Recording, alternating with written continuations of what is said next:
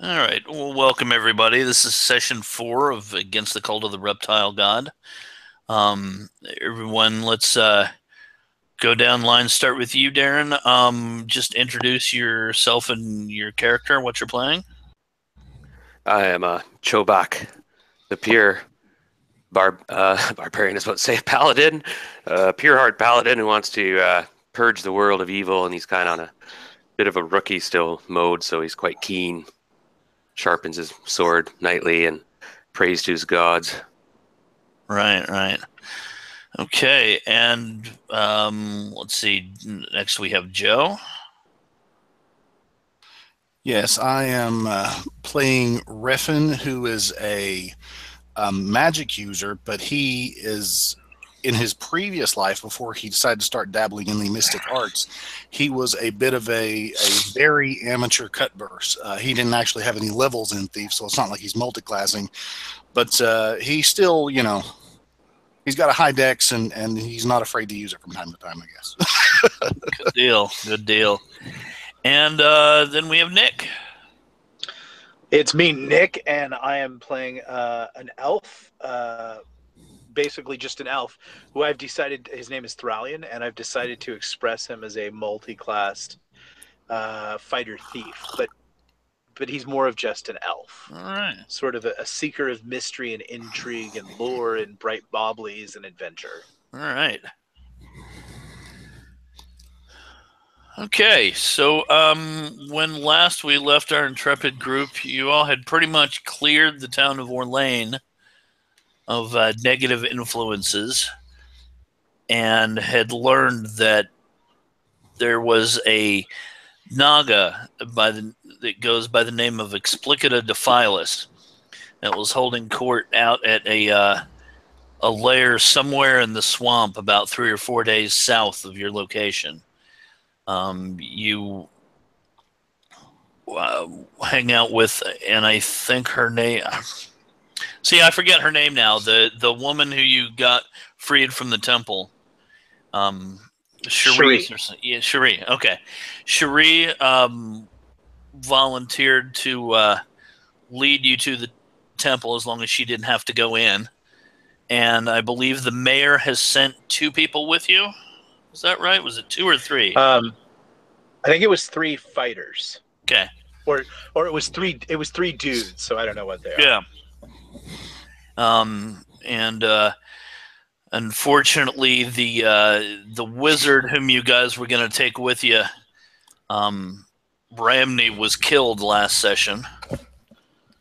So you have some magic items from him. We do indeed. Hopefully that will be enough to get you through. So we are traveling south through the swamp. Well, it's not a swamp yet. It's basically grasslands. There's starting to be a more dense forest that you enter towards the end of the first day. Someone roll a d6 for me. And may we assume that we've topped off on all our supplies at the town, since the mayor was generous and he was going to give us a wagon, and re-topped off on our arrows, oil, food, right, water. Yes. Okay, groovy. I rolled a 1. Okay. So you're able to make camp the first night. Do we know who's going to be on? Are you going to make the NPCs do the watches, or how are you guys going to do that?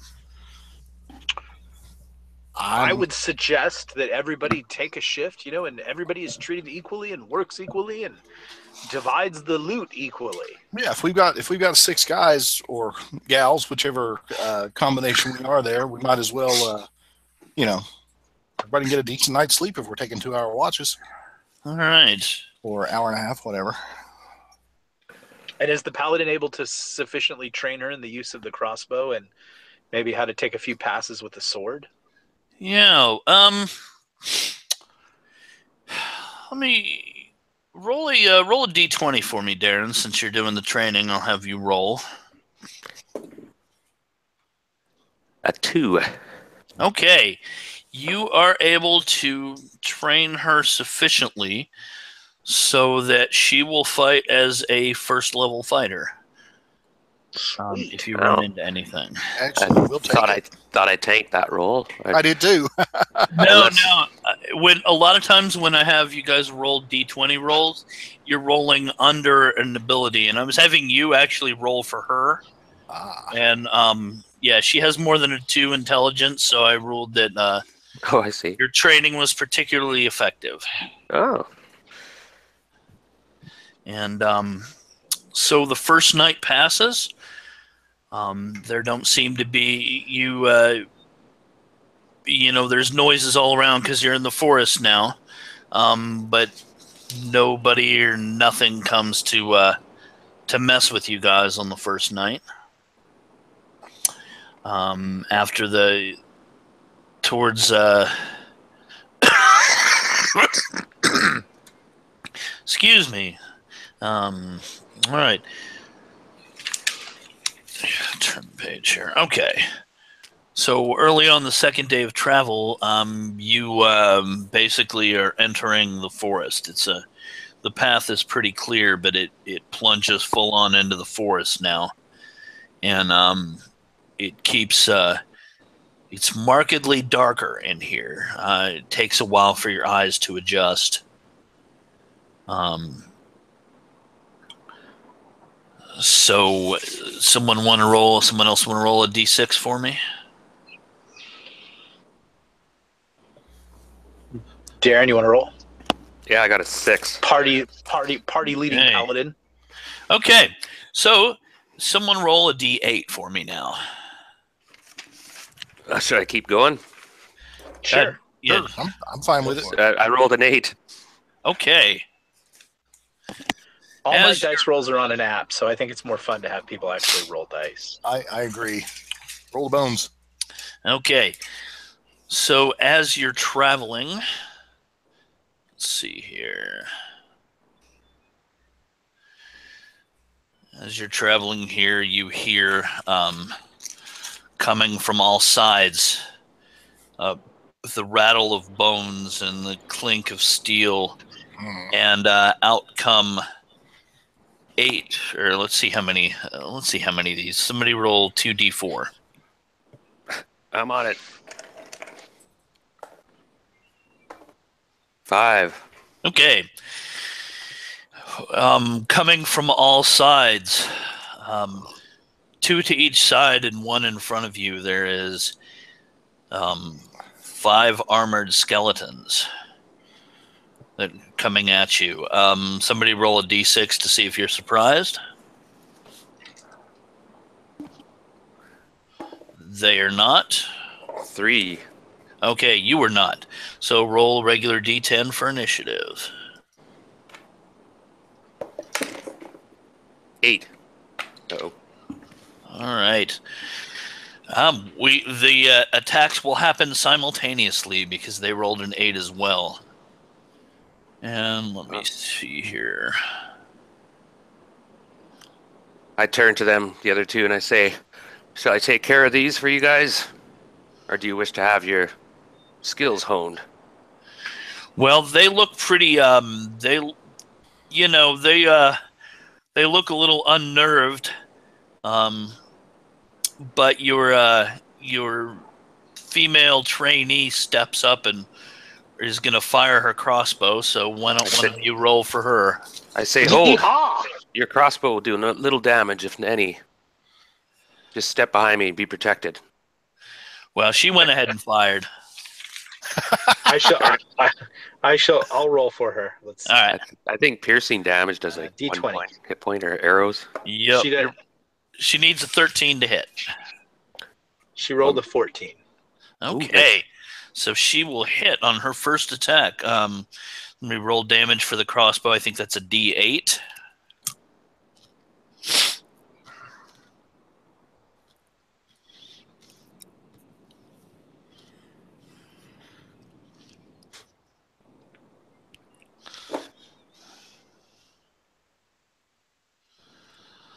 Okay, somebody gonna roll the D8 for her damage?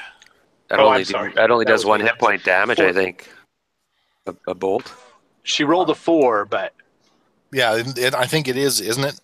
On Is it 1 hit skeletons? point or is it half? No, skeletons is 1 hit point. I can look it up quick. You Lost know what? manual. I'm gonna say that it does have. We'll look it up and do the rest from now on. But I don't feel like looking up a rule, so it'll do have. Okay, boss. You can do that in 1E. I like it.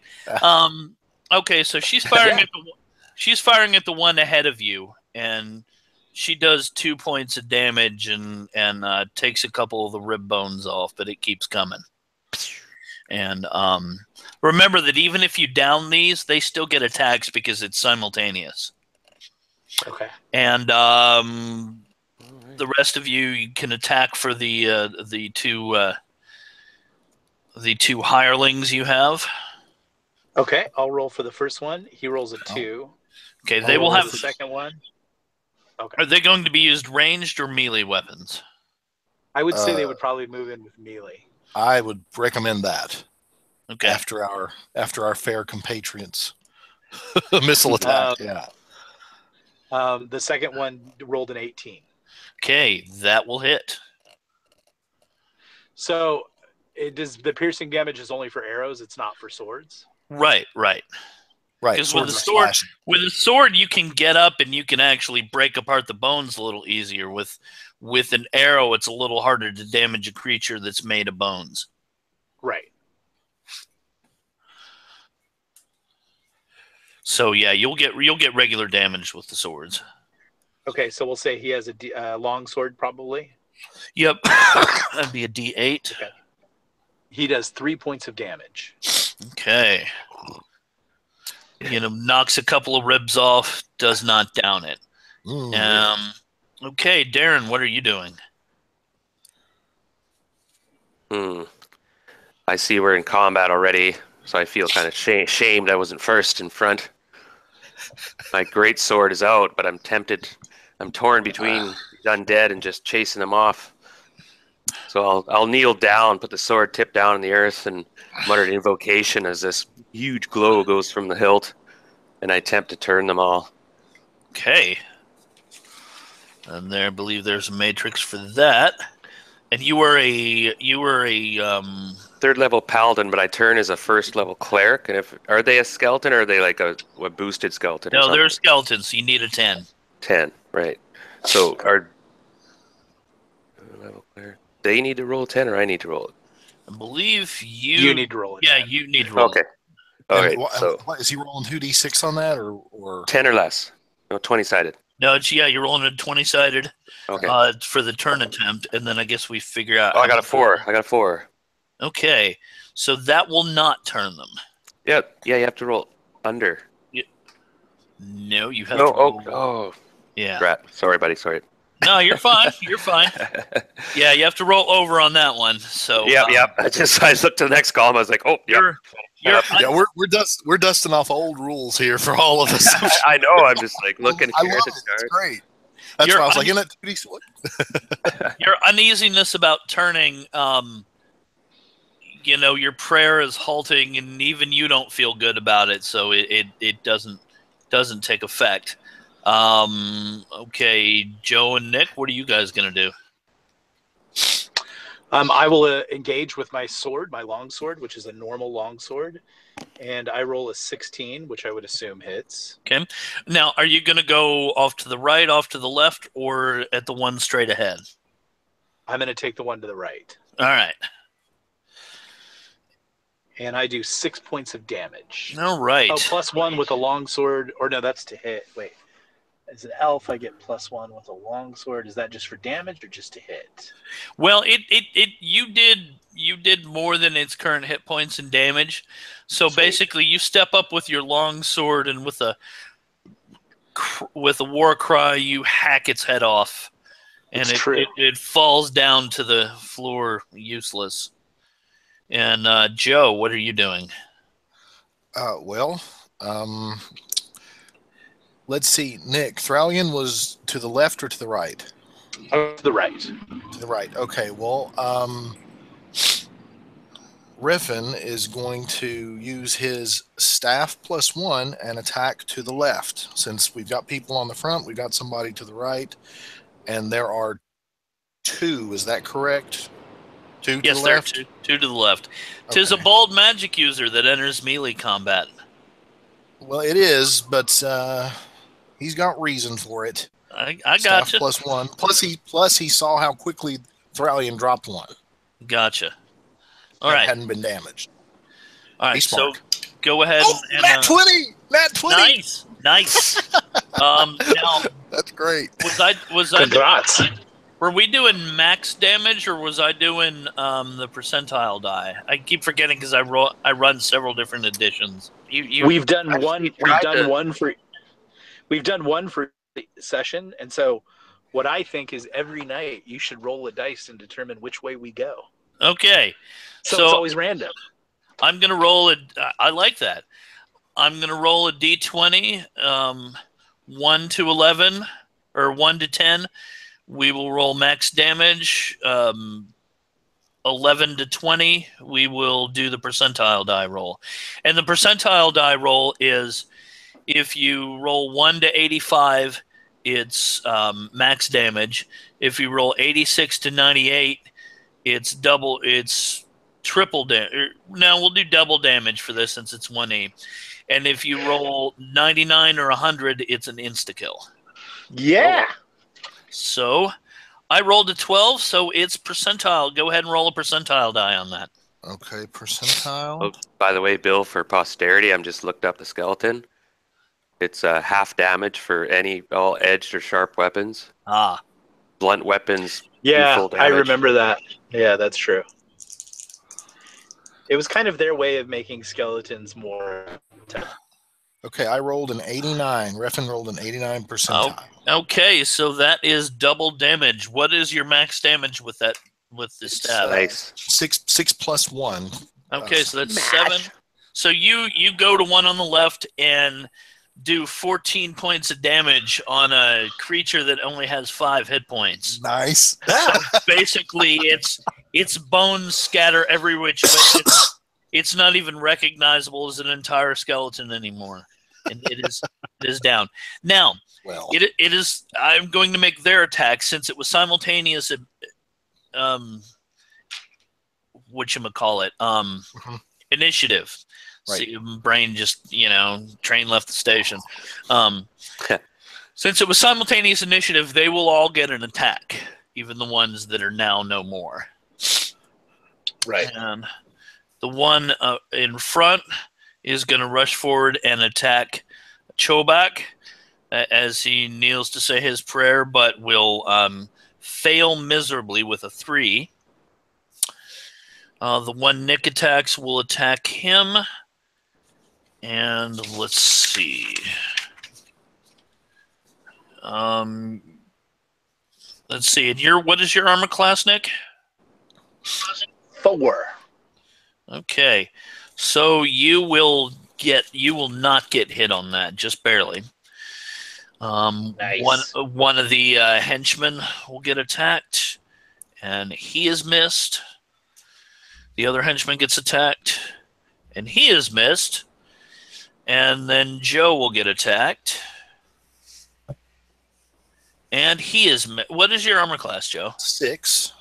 Your armor class is 6. Yeah. Okay, yeah, you were missed. Woohoo! So they had woefully inadequate attacks, and 2 of the 5 are down. It is now the next round, so let's roll initiative again. All right. 3. All right. It is simultaneous initiative again, as I also rolled a 3. So I'll let you guys make your attacks first. What do you guys want Cherie to do? So you've shouted at her to stay back. Yeah, I do. Again, I get in front of her, step in front of her. Yeah, she's going to listen to you this time. She's Reload that beast. Move to the back. So she will do that.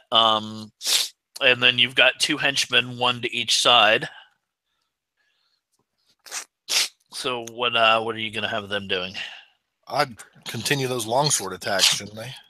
Okay. Is there 2 or 3 in a group? Or are they scattered evenly? No, they're kind of they're spaced. They're spaced out. Okay, do I feel that we're in any sort of danger? We need to break out? Like I look around. How many are there? No, there's only 3 left, so All right. you really don't think that they're going to be around much longer. Roger. I go to the nearest one then, and I say, cover my flanks, and wait. Okay, so there's actually one right in front of you, so I'm assuming that's the one you attack. Which I miss.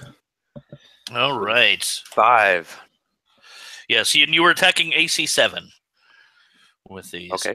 And somebody roll for the henchman.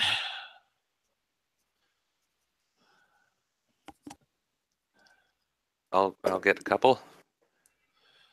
Oh, a 6 and a 14. Okay, the 14. I'm back. The 14 will hit. Okay. Go ahead and roll damage on that, and we'll do half damage. 1d6. Yep. 1 point damage. All right. I'm back. Hey, Nick. Right on. I was gone. Excellent time. All right. Yeah, you're up, Nick. All right. I will commence my attack. I'll move. I've killed the one on the right. So what I'll do using my elfin-like quickness. Yeah, there's actually I'll 2 dash of them on over the to right. the. So there's another one. Next. Yeah, there's another one on the right if you want to get him, or you can dash across. It's up to you. Nope. I will handle this one. Attempt to. Rolling a 15. And that will hit. All right. And a D8, but it's going to be half damage. So do we round up on half damage or round down? I don't know. We'll round 3, down. Okay, so I rolled a 3, so it's going to be 1 point All right. of damage. All right. Yeah, makes those skeletons a little more deadly. And chewy. Joe, you were up. Refin, it ain't broke, so he's going to swing again with his staff. +1, yay, from blunt weapons. He got a 14. Does a 14 hit? Yes, it does. Woohoo! And that would be... The magic user takes control. That's what I'm saying, man. He's getting one-shot kills. Not so much this time. He hit for 2, rolled a 2, +1 for 3. Okay. Because blunt weapons just do regular damage, right? Yes, that actually downs that one. Oh yeah, you're a beast today. I have the power. Basically. Okay. Now those 3 will all get attacks since it's simultaneous. We'll attack Joe first, and let's see. Does a 14?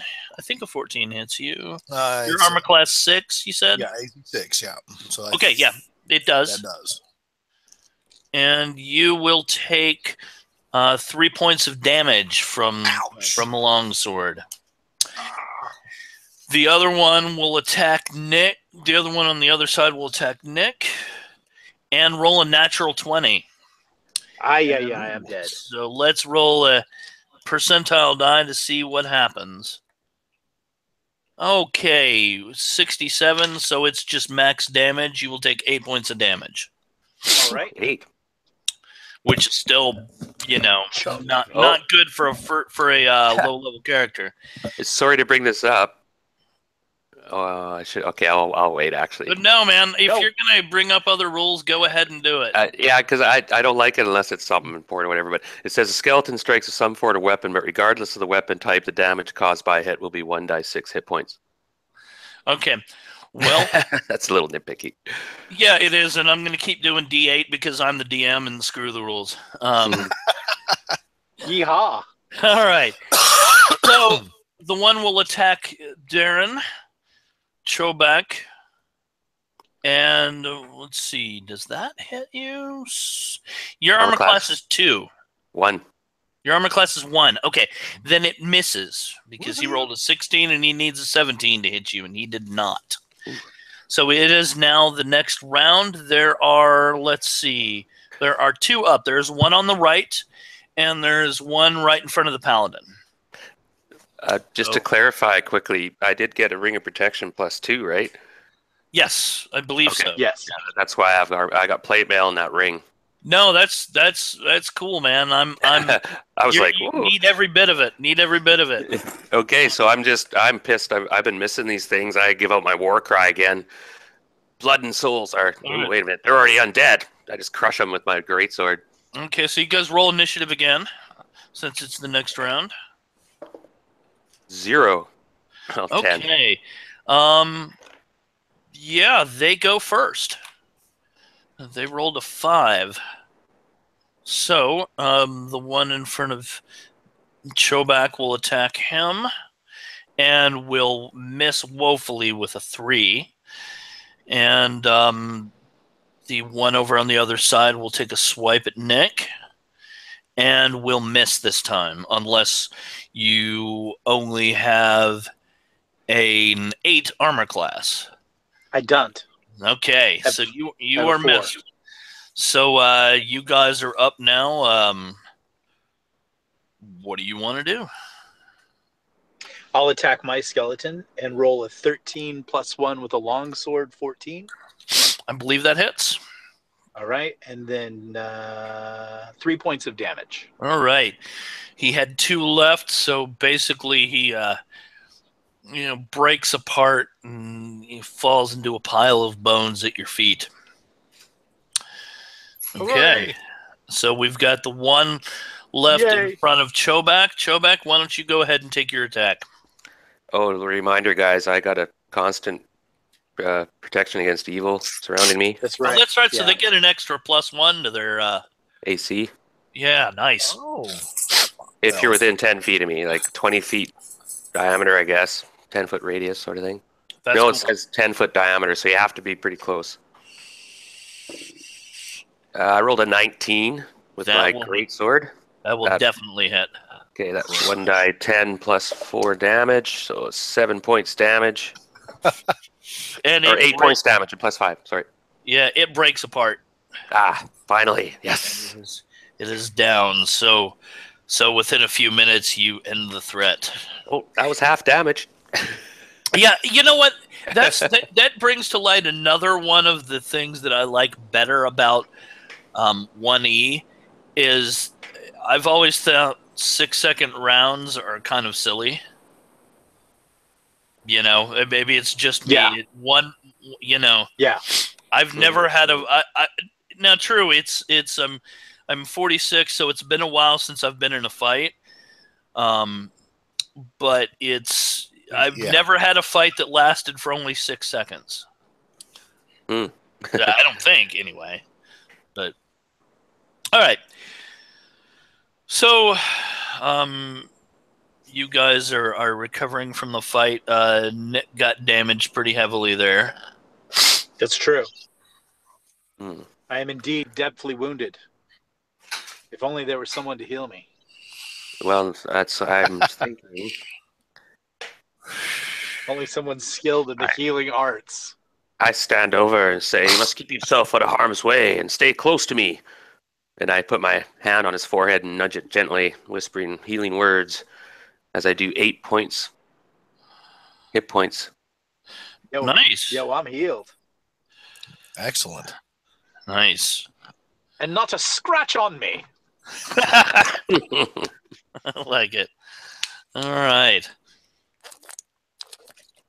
And so you continue on down the road, I'm assuming? Onward. Yes, All right. we will. I mean, I would say, like, if there were any, obviously these were skeletons. They probably got killed out in the woods. Is there anything? Well, did they have any money? Did they have anything? Right. We were assuming that their arms and armor were of undead Worthless. quality. Right. Exactly. Yeah. So Undead quality. Yeah, plus Remaindered. plus I'm kind of thinking Chobak would probably have a problem with people using weapons that were fouled by the undead. Right. Oh yeah, no. I was just more thinking, like, is there anything in these skeletons that contributes to our quest? Any knowledge Chainmail. or any? Well, no. I mean more Oh, like right. anything identifying or like I don't know. Is there anything about him, or are they just a random encounter? It looks like just a random encounter. You don't see anything in any case that Okay. that does that. All right. As a seeker of the weird and wonderful, it's my job to investigate. Okay. So you guys are able to make camp for the night. End of the second day. Someone roll a d6 twice, please. A 1 and a 4. Okay. You were able to pass the night with no nightly encounters. Traveling the next day, you start to you pretty early on. You reach the edge of a broad and fetid marsh. Thick rushes interspersed with patches of scummy water stretch as far as the eye can see. The trail from here on is not going to be the cleanest trail to walk on. You'll have to wade in some parts. The good part is that the trail here is very obvious. Somehow it's just, it's been well worn in parts, and it's easy to tell, even though there are some breaks, which way the path went. So I will roll for your encounters this day, and you will not have anything there. So you'll spend the day just trudging onward. Somebody roll a d6 twice for the night encounters. 5 and 6. Okay.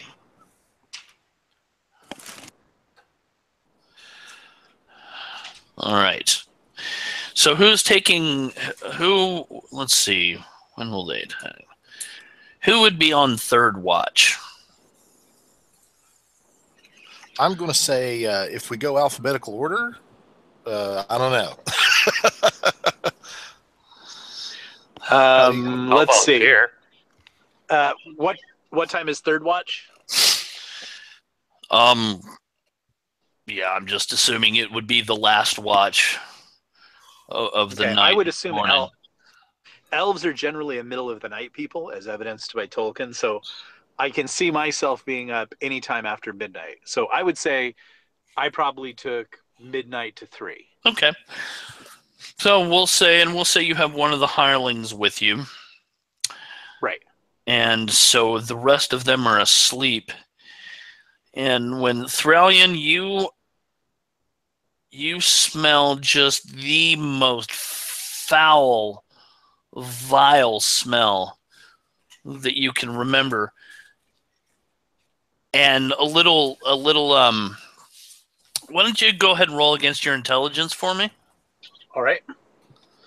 My intelligence is 15, so I roll I'm going to roll under or over. Yes, you're going to roll at or under. It doesn't really matter. I'm just going to roll. I rolled a 14. Okay, so that is below. You recognize it as the same sort of smell you smelled in the cave where you faced the troglodytes under the temple. So, bastards. So let's roll to see if either of you are surprised. Go ahead and make a roll, Nick.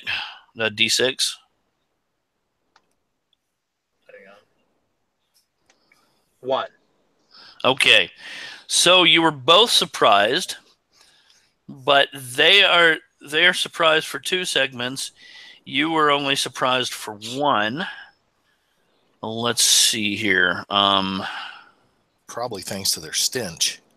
Yeah. There are 4 of them.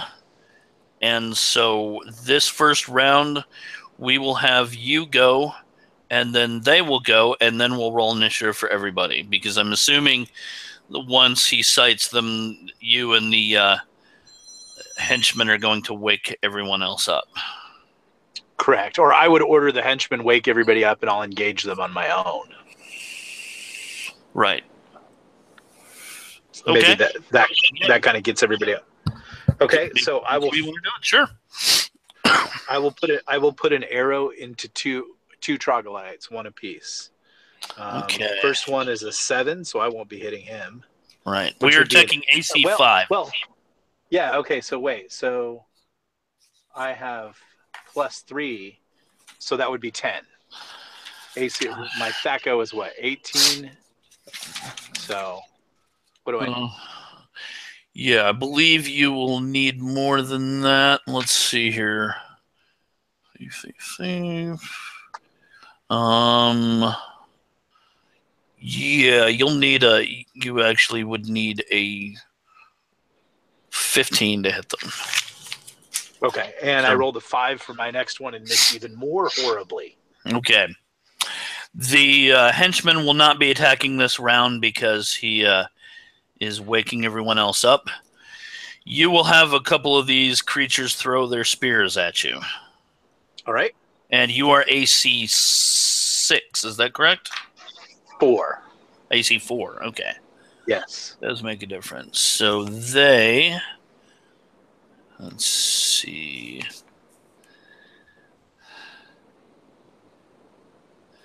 Okay.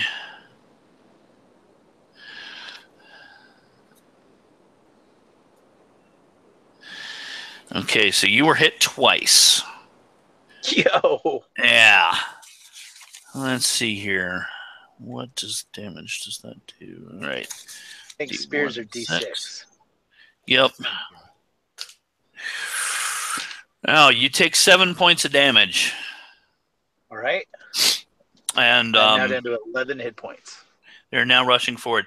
Darren, I wanted to say too, like, I'm believing your armor class should be higher for this encounter unless you sleep in your armor. And I'm thinking you probably don't. We don't deal with a lot of that in 5th edition. But I'm wondering. Most of my characters I wouldn't, unless it was like some sort of Templar Knight sort of character who said it was in a dangerous area. He's disciplined to do it. Okay. We could roll dice. This character. Why don't you roll? Yeah, let's. What I'll say is, if you sleep in your armor, then we'll roll against your con, and if you miss the roll, we will you will have a sort of negative to your attack, and if you make it, then you will be fine. Yeah. Well, then I could decide if I want to wear my armor, I could take that risk, right? And not sleep well. Yeah. Okay, that's a good way to do it. I have 16 Constitution. I rolled in fucking 19. Oh Jesus. Okay. Well, that's. But at least you're armored. At least you're unhittable. Oh, that's a funny elven disposition. You just can't hit back. You will have a -2 to your attacks for this encounter. Gotcha. So why don't we roll we roll for initiative? We rolled a 5. Okay, they rolled a 6. So you guys are first. And I will fire two arrows. There are actually 3 of them. I'm sorry, there are not 4. There are 3 of them. Okay. So I rolled an 8 and a natural 20. Okay. The natural 20, of course, hits. Go ahead and roll percentile dice. Okay. 83. 83 would be a max damage. So what's your max damage for that? It would be 7 points of damage. All right. So you hit one in the neck. It's still kind of moving around, but it's not looking real good. Slither gurgling. Yeah. Yes. Okay. What is the rest of everyone doing? Let's see. I'm gonna heave with my big sword at this moment. Okay. That's a 16. Okay. So we will. That's a 16, or does that include the -2 or no? Then yeah, that's right. 14. Okay. So let's see, what AC does that hit for you? Because I got 4. Okay, so that hits AC 4. Yeah, that does hit then. Oh, So- good. Oh, good. All right. Oh, nice. 13 damage. All right. Basically, you're in a bad mood. You've got an ache in your back and your neck, and you don't like these unholy, god awful stench creatures disturbing you, and you whack the first one's head off. How about you? Yeah, Joe, what are you doing? So we've got 2 remaining. Is that correct? Yes. One of them has been heavily damaged by Nick. The other one has been untouched so far. Oh. I think I am going to hang back with my staff and prepare to cast a spell, but I'm not going to cast one this round. Okay. So you were preparing the spell so you can just unleash it next round, is what you're saying. Okay. Yes. Now you have your Cherie and the 3 3 henchmen there. Okay, I will say that I'll roll for she'll fire with her crossbow, level fighter, and she is going to roll an 18. Nice. So she gets D4 damage on that. She does 3 points of damage. Let's say to the one I wounded. Okay. All right, clear. Oh, and if it's to the one you wounded, you hit it in the neck. It sort of staggers with that. She pops up, hits it right between the eyes, and it goes down. Okay. Well done. And then the next henchman, whose name is Simon. Can I name him Simon? Yeah. Yeah. Okay, cool. He rolls a 19. Okay. Simon does 3 points of damage. Okay. And then the final henchman. And he does how much damage? 3 points of damage. Okay. And then Garfunkel rolls a 9, of course. Garfunkel can't do anything. No, that was always the case. Yeah. So our henchmen are named Simon and Garfunkel. Okay. And Cherie. So this troglodyte, it being his round, we'll see that his 2 compatriots have been killed. He's going to lob his second spear at... Let's see who he's going to lob the spear at. He's going to lob it at Chobak. He's going to lob it at Chobak. Aha. And then he's going to take off running. Coward. And he rolls pitifully, and it sticks in a tree just about 10 feet away from you, to the side, and he runs off. It is the next round, so if you guys intend to pursue, you can roll for initiative again. I was gonna pin him to a tree with my good old sword spear throw. Okay, go ahead and roll for initiative. Before he got too far away. This doesn't have good range. So when he turned to run, I was like, "No, you don't." Whip sword around. I rolled an 8 though. Okay. Oh, no. He rolled a 9, so you have a chance to do that. You can run up. We'll say it's a swamp. You're gonna roll at a -4 because of the swamp and because of your penalty. But if you make this, then you will be able to spear him to a tree, regardless of whether it kills him or not. So go ahead and roll your attack. I missed. Okay. So it's your sword is now in several feet of water. You'll have to, or not several, but it's in about a foot of water, so you'll have to go find it. Right. Did Okay. not think that one through. Okay. Joe, you have a spell that you've been waiting to burst forth. You want to let loose with that? I do indeed. I'm going to hit him with a magic missile. All right, go for it. So, and I keep getting my 1E and my basic. Yeah, it's just one damage. missile, but it's the same damage. It's D4 Right. plus 1. D4 plus 1. Yep. I rolled a 4 plus 1, 5. All right. So the magical, the sword misses him.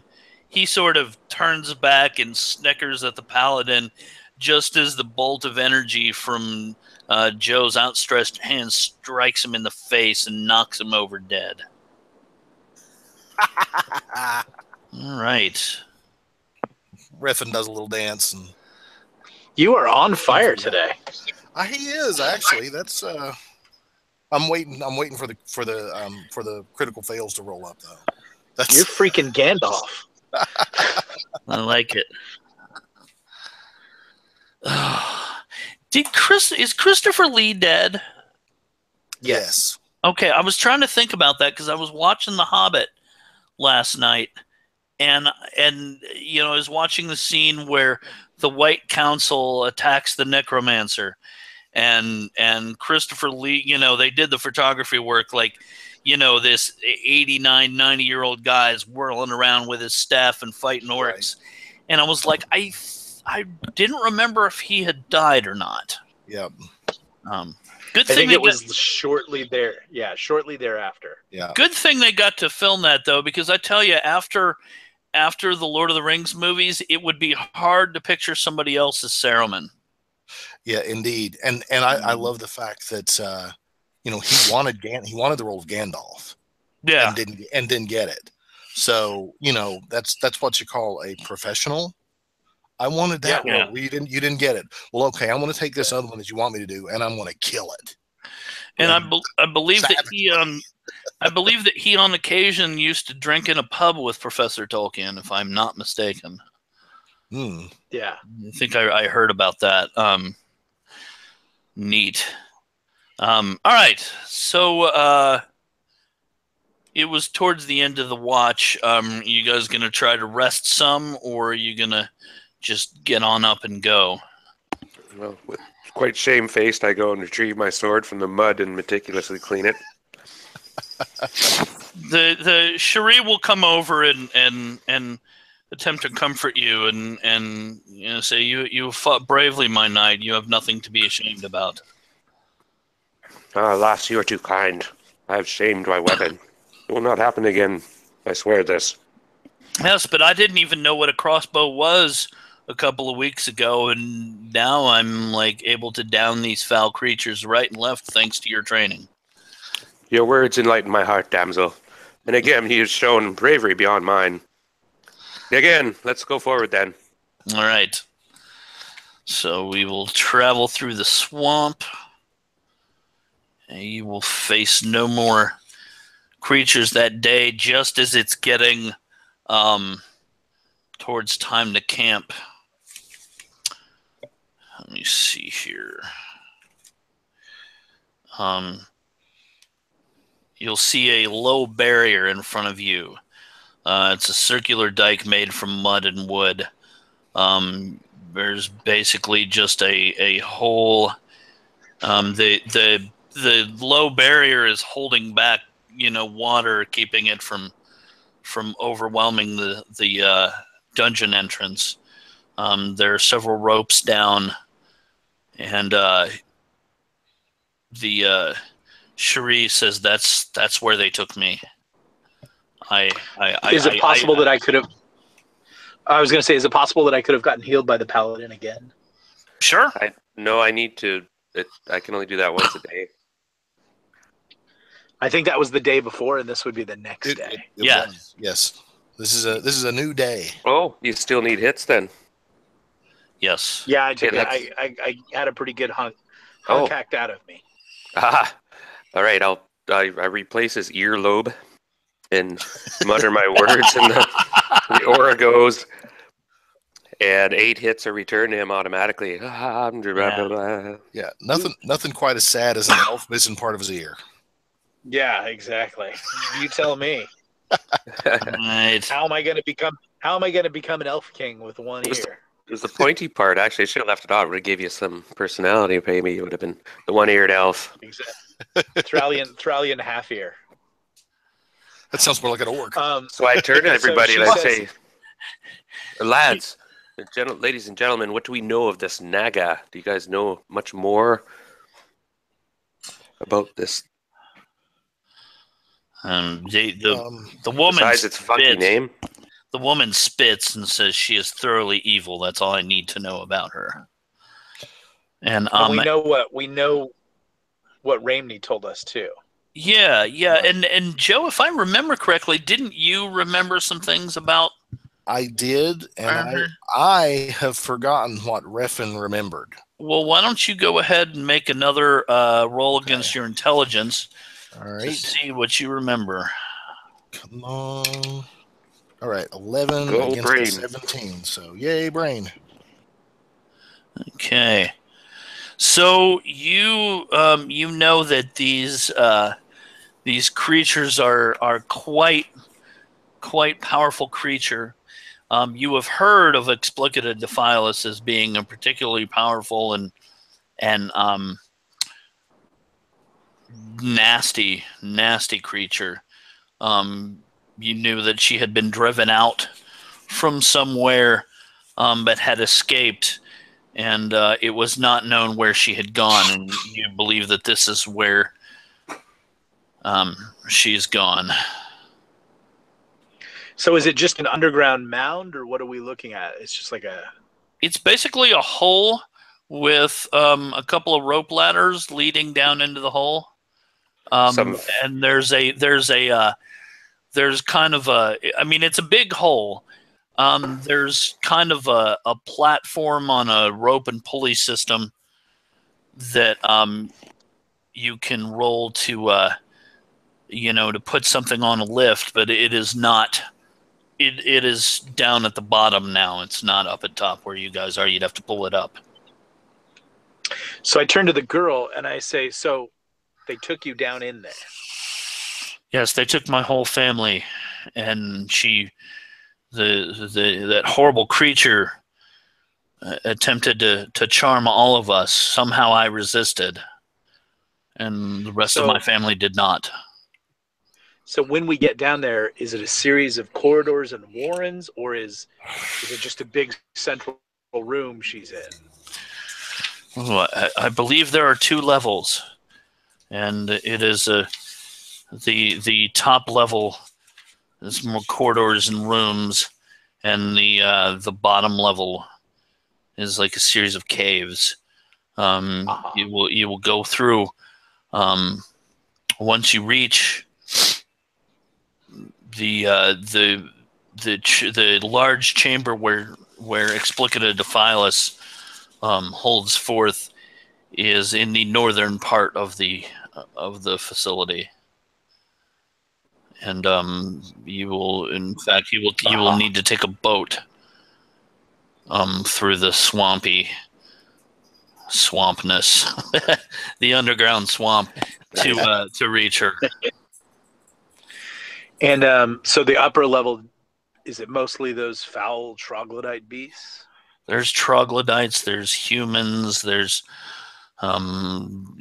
creatures that are dead and yet not dead. All manner of foul beasts.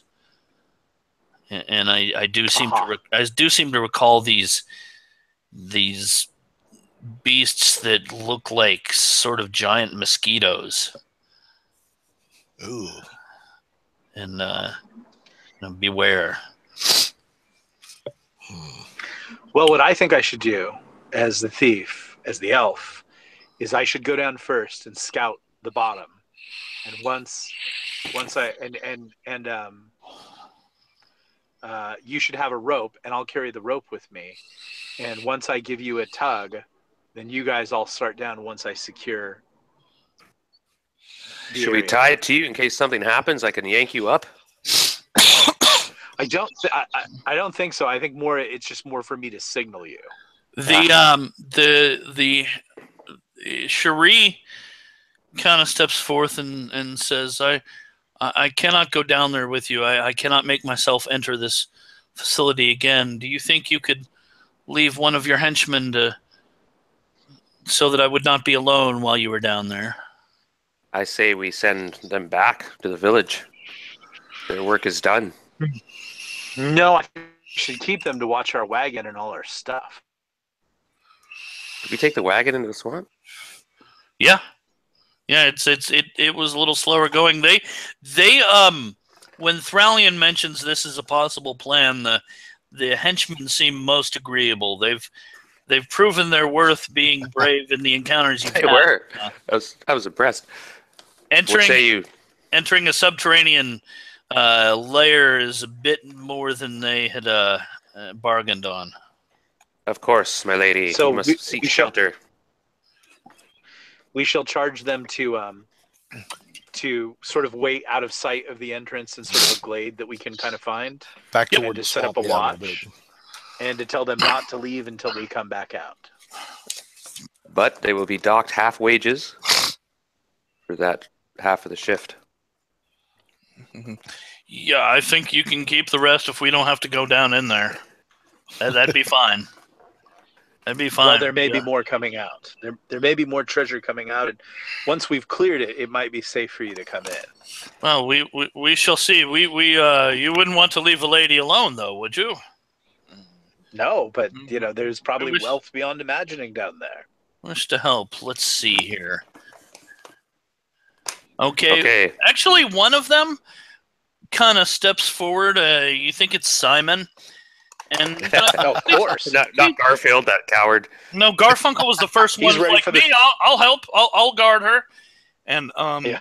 Simon steps forward and says, Simon, "Please, sir, may I accompany you? I don't know what I can do, but I'll not run from this challenge." well, you want to go solo, is what you're saying. I want to travel with you fine gentlemen and stop this cult. It's my hometown too, and I would see it safe if I could. Well said, Well but this met, may be Scythe. beyond your means. Perhaps you should stay and guard the lady. I think if he stands by the wizard, and keeps any sort of melee combatants from bothering the wizard, that would free you, Sir Paladin, to engage in a contest free of worrying about us lesser fighters. Ooh, my 8 intelligence is warming up to this. Logic. So what we'll do is we'll assign Simon to guard Refin. All right. Simon and Refin sounds better than Simon and Garfunkel anyway. Yeah, Simon and Refin. I like it. So using my climb wall skills and donning my cloak of elven kind, which means pulling the hood up, and I did a little research on it. Slick. It gives you, it basically massively increases your hide abilities for different kinds of terrain. So for outdoors and natural surroundings or heavy overgrowth, it's 100%. Light growth 99, open fields 95, rocky terrain 98, outdoors other buildings 90, brightly lit room 50, torch 95. I like it. So that's a pretty handy item. Okay, it is. Pretty handy item. I like it. Okay, so I'm you're going to move silently. Yeah, you're gonna go move silently and go down the rope to see what lies at the bottom. Is what you're saying. Right, with a rope so I can signal them to come down. Okay. You traveled down. Let's see. Well, your hide skill is aided. Let's see. Yeah, that's not going to be a problem for you. What's your move silently? My move silently is 32. Okay. Yeah. Wow. You actually rolled a 6 on that. So you are the king elf. Rogue. It's true. Going down. The passageway goes down about 35 feet and ends you come down and you see the platform and the rope and pulley system that would pull it up. You, with your elf eyes, you can see there is a staircase that goes down from where you are. That's kind of slippery. In fact, the stairs seem wooden. And that's the way out of this area. That's the way, evidently, down into this facility. But you see and hear nobody while you're there. Are there torches going? And you don't. He doesn't see any. No. Okay. Then I will signal them to move down to this point. Okay. So what are you going to do for light, since you have a couple of humans in your party? I do have a bullseye lantern that I can focus the light in a particular area. Okay. I guess we'll use that. And I have infravision. All right. So let's see here. Yeah, everybody's able to make it down fine. The ropes are pretty sturdy. They're not really old. It looks like they sort of keep it up, and because it sees heavy use at times. The stairs are kind of slippery. So why are they slippery? Because of the while they do have a low barrier that protects it from the swamp water. There is at times rain and a little bit of spillover, so there's water dripping down onto the stairs. Okay. How many stairs are there? The stairway goes down for, let's see here, about 70 feet. And it ends... so it's pretty extensive. It's pretty extensive. The hallway is about 10 feet wide. It's all sort of grayish, damp stone. And the stairs are wooden, and they do creak a little bit as you walk down. The stairway ends in a sort of... There's about a 10-foot square patch of floor, and there's a door, and that you don't see any other exits out of this room. Elf, can I detect traps at the top of the stairs? Well, let's see. What's your trap skill?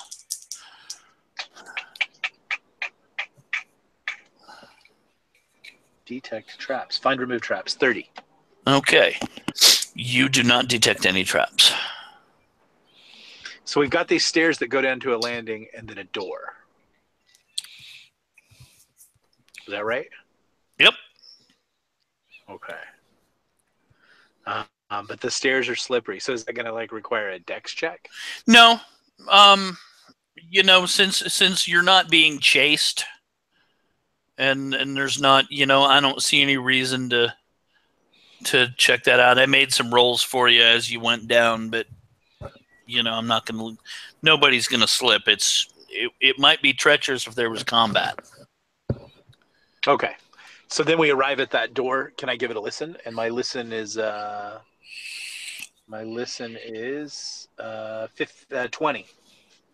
All right. You can hear something on the other side of the door. You can't hear it well enough to know if it's a what sort of creature it is, or if there are any words in what you're hearing. It's basically you hear like a there's some sort of noise, but you can't hear well enough to tell what it is. But there's something making some sort of noise, and you're pretty sure it's probably speech on the other side of the door. Okay. Detect traps on the door. Okay.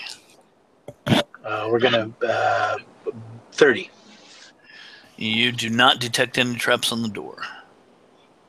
Is it locked? It is not. I come as quietly up to the elf as can. So what is it? What's on the other side? I think we have an enemy on the other side. The door is untrapped and the door is unlocked. Shall we go in hard? I think that's our only option. You first, then me, then Simon, then the magic user. Sounds good. We'll fan out, flank me on right and left, magic user in the back. Sounds Right. Are you good. ready? Ready. Stay close because you'll get the protection from evil. If we do that diamond formation, you guys will all be in my protective sphere. Okay. Okay. So, what are you doing? Kicking the door in. Okay. You kick the door in. There are sort of lounging about the room, some sitting in chairs, some not. There are 4 guards wearing chainmail and with several spears. So roll initiative. And I bellow, surrender now, or meet your fate. Okay. 5. Okay. They rolled a 3. So they will have first go this round. Oh, maybe he And gets let's see. So there are 4 of you because you have Simon with you. Is that correct? Correct. All right. They are not Oh. surprised? No, they are not surprised. Oh, those jerks. Yeah, I No. know, isn't it? All right. So let's see. A spear is thrown at Refin. It does not hit him. A spear is thrown at Nick, and it misses really badly. I try to stay predominantly up front, like as target, like, and step in front of arrows and stuff. Okay. A spear is thrown, and the guy rolls a natural 1 when he throws a spear at Chobak. And when I rolled to confirm to see if it was going to be a critical fail, he rolled a 2. So I'm going to rule that what happens is he slips as he goes forward, throws the spear into one of his buddies, doing 5 points of damage because it enters the guy at the back of the neck and comes out through his throat, and he Good. falls over. He's kind of like, ah! Yeah. This is the most horrible thing that has ever happened to me. And then that's the last thought in his And- mind is his buddy's eyes widen. It's my 6-foot blade sweeps through the air. And then the last guy, there are 4 of them, the last guy throws a spear, and let me make sure I'm pretty sure this hits, but I want to verify here. What level are these guys? Okay. All right. So, nice. Because of the, no, actually that does hit because of the -2 there. A spear hits Chobak, and for a lousy 2 points of damage. Do I still have a -2? Yeah, because it's still you guys haven't gone back. You guys just left, and you got here after the fight. You guys just left. There wasn't another night, and so you guys haven't been to sleep yet. Yeah. Right. So I'm -2 on AC and -2 on attack. Yes. Okay. Actually, you know what? Don't take that -2 off because I believe what I said earlier was the -2 was on attacks, not on AC. So they actually Because I did wear the armor. no, It was- they do need to hit AC 1 to hit you, and they did not. So you don't take any damage on that. Not that it was a lot of damage, but So let's see, Nick, what are you doing?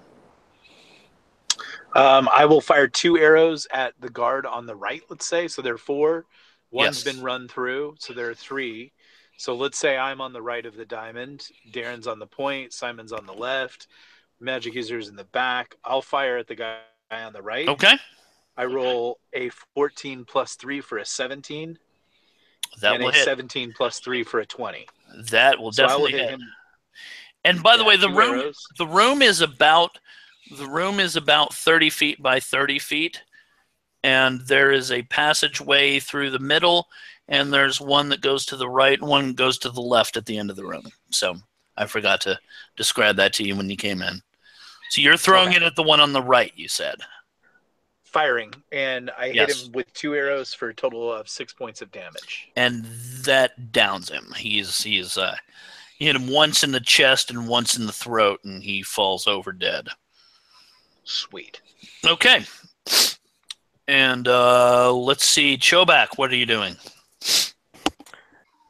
Sorry, I lost my lucky 20-sided Oh, on the ground somewhere.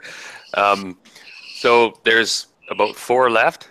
No, there's 2 left. You've downed 2 of them. Wow, okay. Well, Nick killed one of them. The other one was killed by his buddy that tried to throw a spear at you. Ah, have at you. Is he within reach of my... Yeah, you'd have to go forward about 10 or 15 feet, but you could reach him. Charge! All Blood right. and souls for Ayark. Nice. Turn his head into a canoe. Okay. 13, but that's plus 2, so 15. Okay. Oh, but minus 2 because I'm tired. 2. No, it's 13. Yep. And let's see. I think that still might hit for you. Let's see. You're a second level paladin. Third level. Third level paladin. All right. Yeah, so that bumps me in the next chamber. I can hit a armor class 5 with that. Oh yeah, you hit them fine. They're AC 7. Nice. 10 points damage. All right, which is 6 more than he had. So you basically just chop Put him on in his half, chest, pretty much. wrench sword out, finish chop. All right. And Joe, what are you doing? So we Or have Refin? 1 left standing. Yes. And how is he armed, and where is he relative to Refin? He has a spear. He is probably about 20 feet away from you. Okay.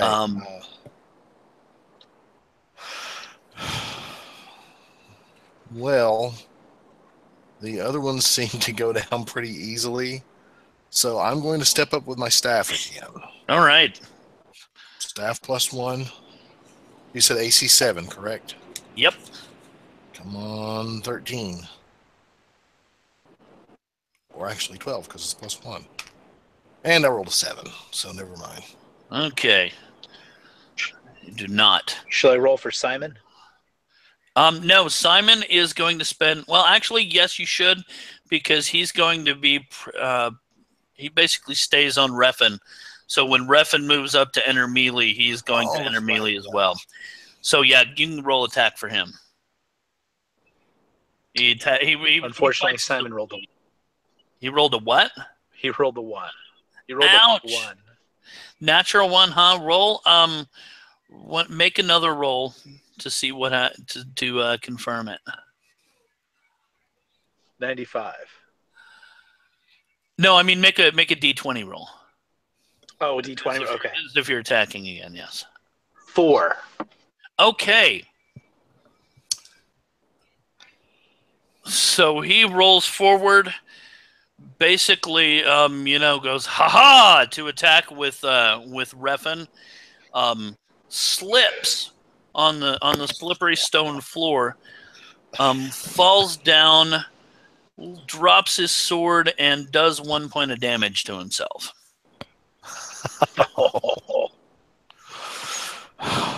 Come on, son. This is the real deal. Get up. All right. Next round. Let's roll initiative. 9. Okay, I rolled a 5. So the one that's there in front of Refin and the now prone Simon will decide to strike at Simon. Can I throw myself in front? No. No. Well, I mean, you can. Let me tell you what. Tell you what. Make a roll against your dex. My dex isn't very good. Now, if you do this, this is instead of your attack. I see. Yeah. So. No, I rolled over my dex, so.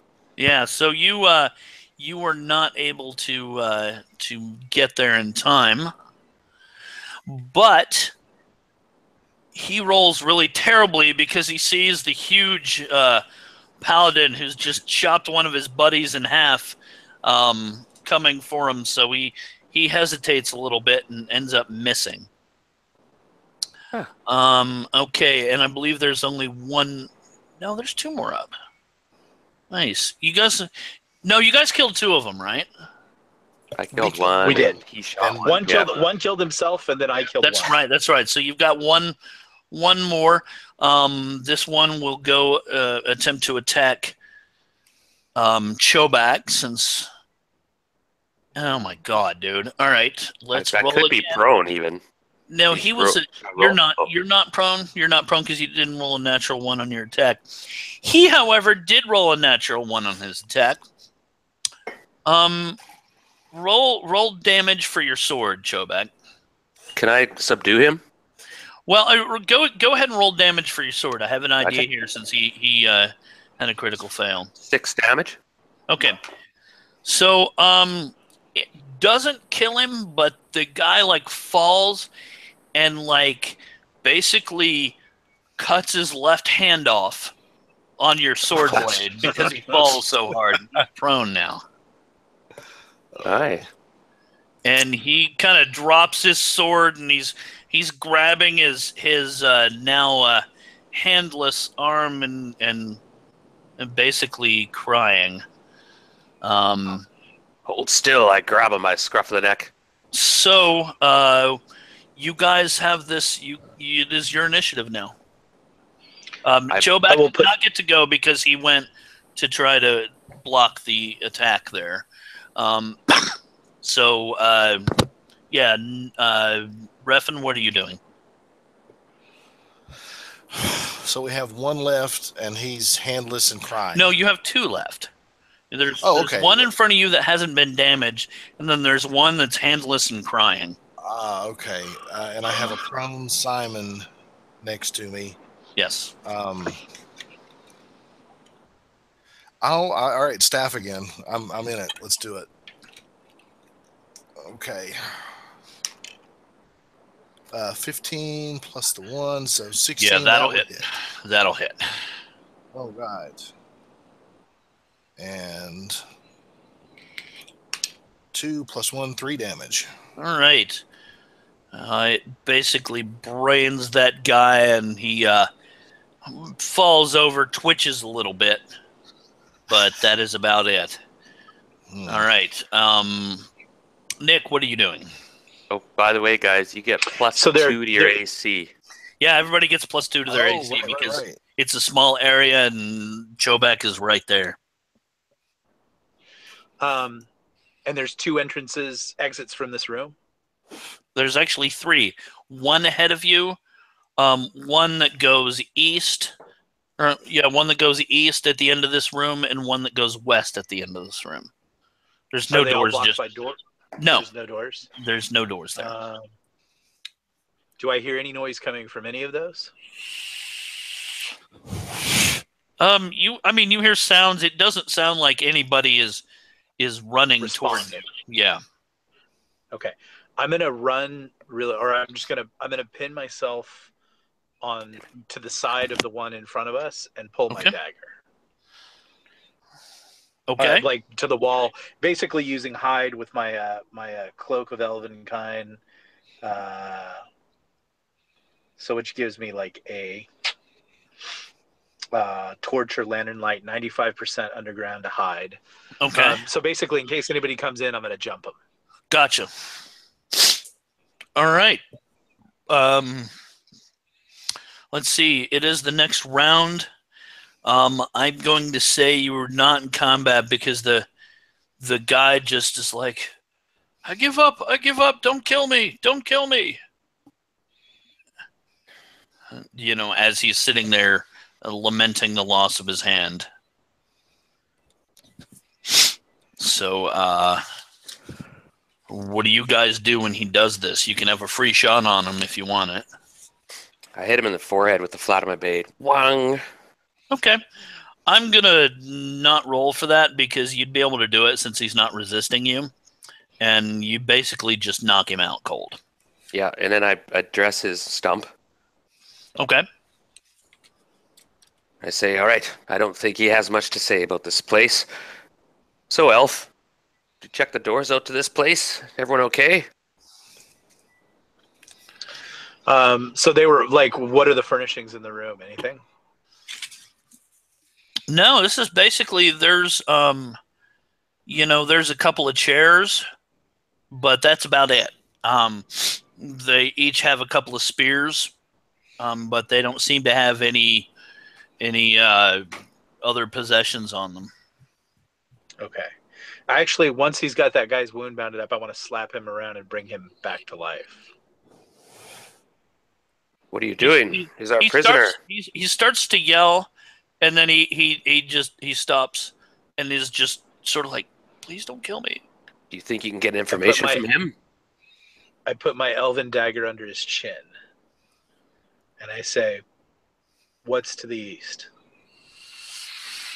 Okay, to the east. Let's see here. Like either there's 3 rooms. There's one in front, one to the right, one to the left, or something like that. So yes, if you go to the east, you will run into either the rooms of the cult members, or if you take a wrong turn, you will end up with the green slime. Oops. What's to the straight ahead? Straight ahead. Let's see here. Straight ahead, it's a vaulted room, sort of almost domed. There are columns supporting it, but there's nothing in that room. Can I use my wisdom to see if he's lying to me? Sure. Roll under. Oh, actually, tell me what your wisdom is, and I'll roll for it.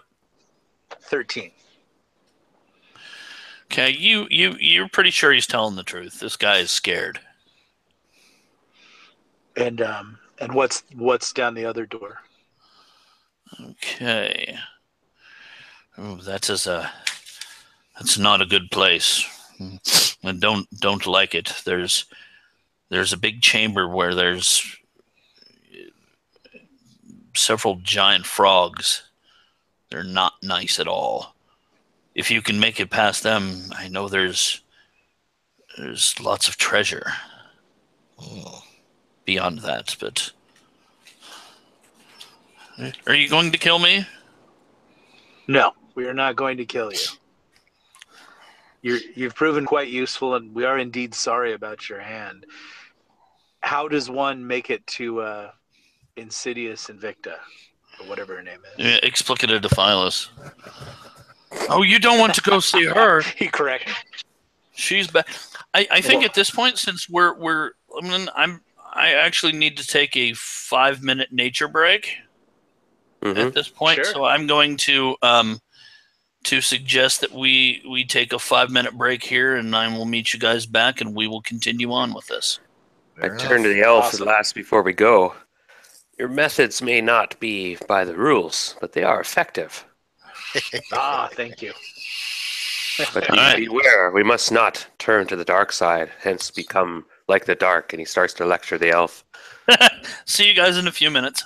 Okay.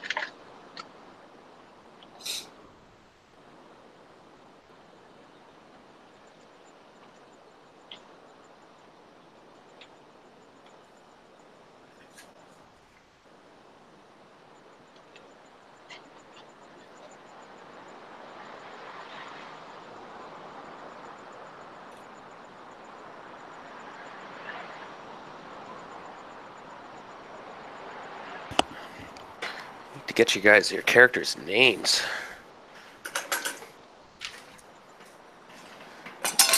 Got them written somewhere.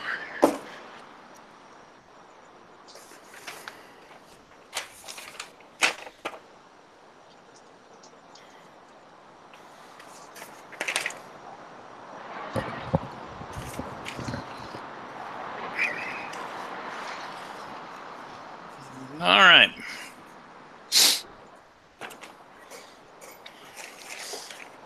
Say Nick and Joe, or was it Joe?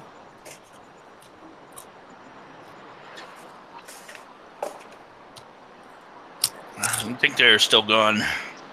And you know Nick's I'm here. character's name? Thralian. Right. And is it Joe? Nick? Joe? Yeah, Joe's character. Joe's character's name is Refin. Awesome. Thralian is the thief, fighter. Elf. Elf. That's basic D&D. You can't say that.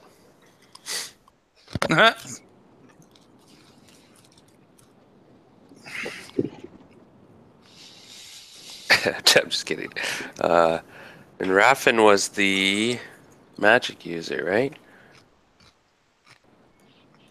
Yes. Yes.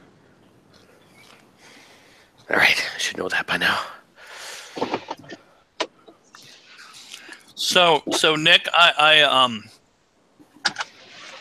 just picked up today. I guess Ernest Cline has another book, Armada.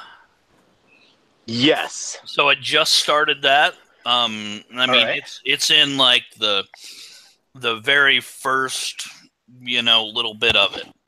So Yeah. But yeah, I got that on the strength of that. I'm the kind of person that I usually am reading about 3 or 4 books at a time. Right. And I've also got the Silmarillion, and I'm rereading the Wheel of Time series. After I'm done with Armada, I'm going to continue on with the Galaxy's Edge series there.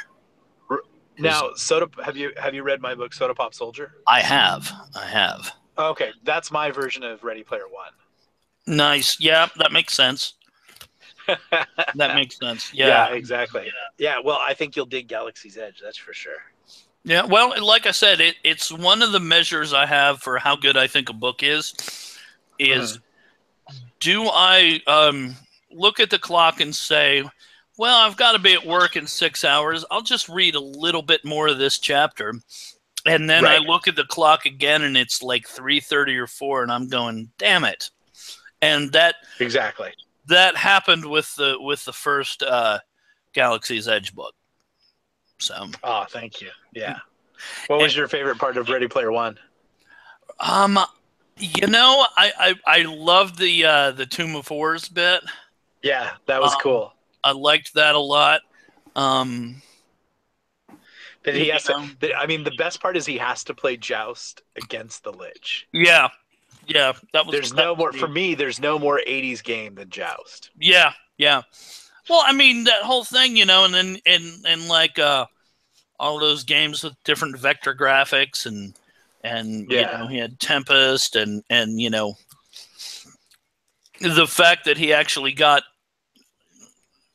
Didn't die at that one point because he had played Pac-Man and had gotten a perfect game. I thought that was kind of cool. Nick, exactly. What book did you say was free today on Amazon? Control Alt Revolt. Back. And that's the sequel to Soda Pop Soldier, or the prequel to Soda Pop Soldier. So it's a standalone. And I'm not bragging here, but I've had people who love Star Trek say that was the best Star Trek novel they ever read, and it's not officially a Star Trek novel. Yeah, I really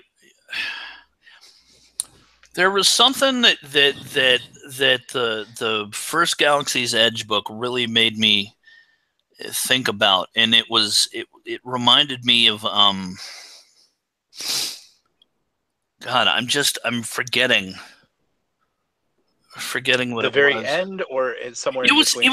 It was kind of like now again, I have not read these books in a long time, so I don't even remember how good they actually are.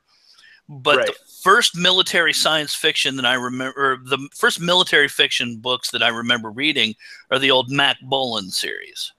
Oh, for sure. Oh, wow. And it reminded me a lot of Mac Bolan in space.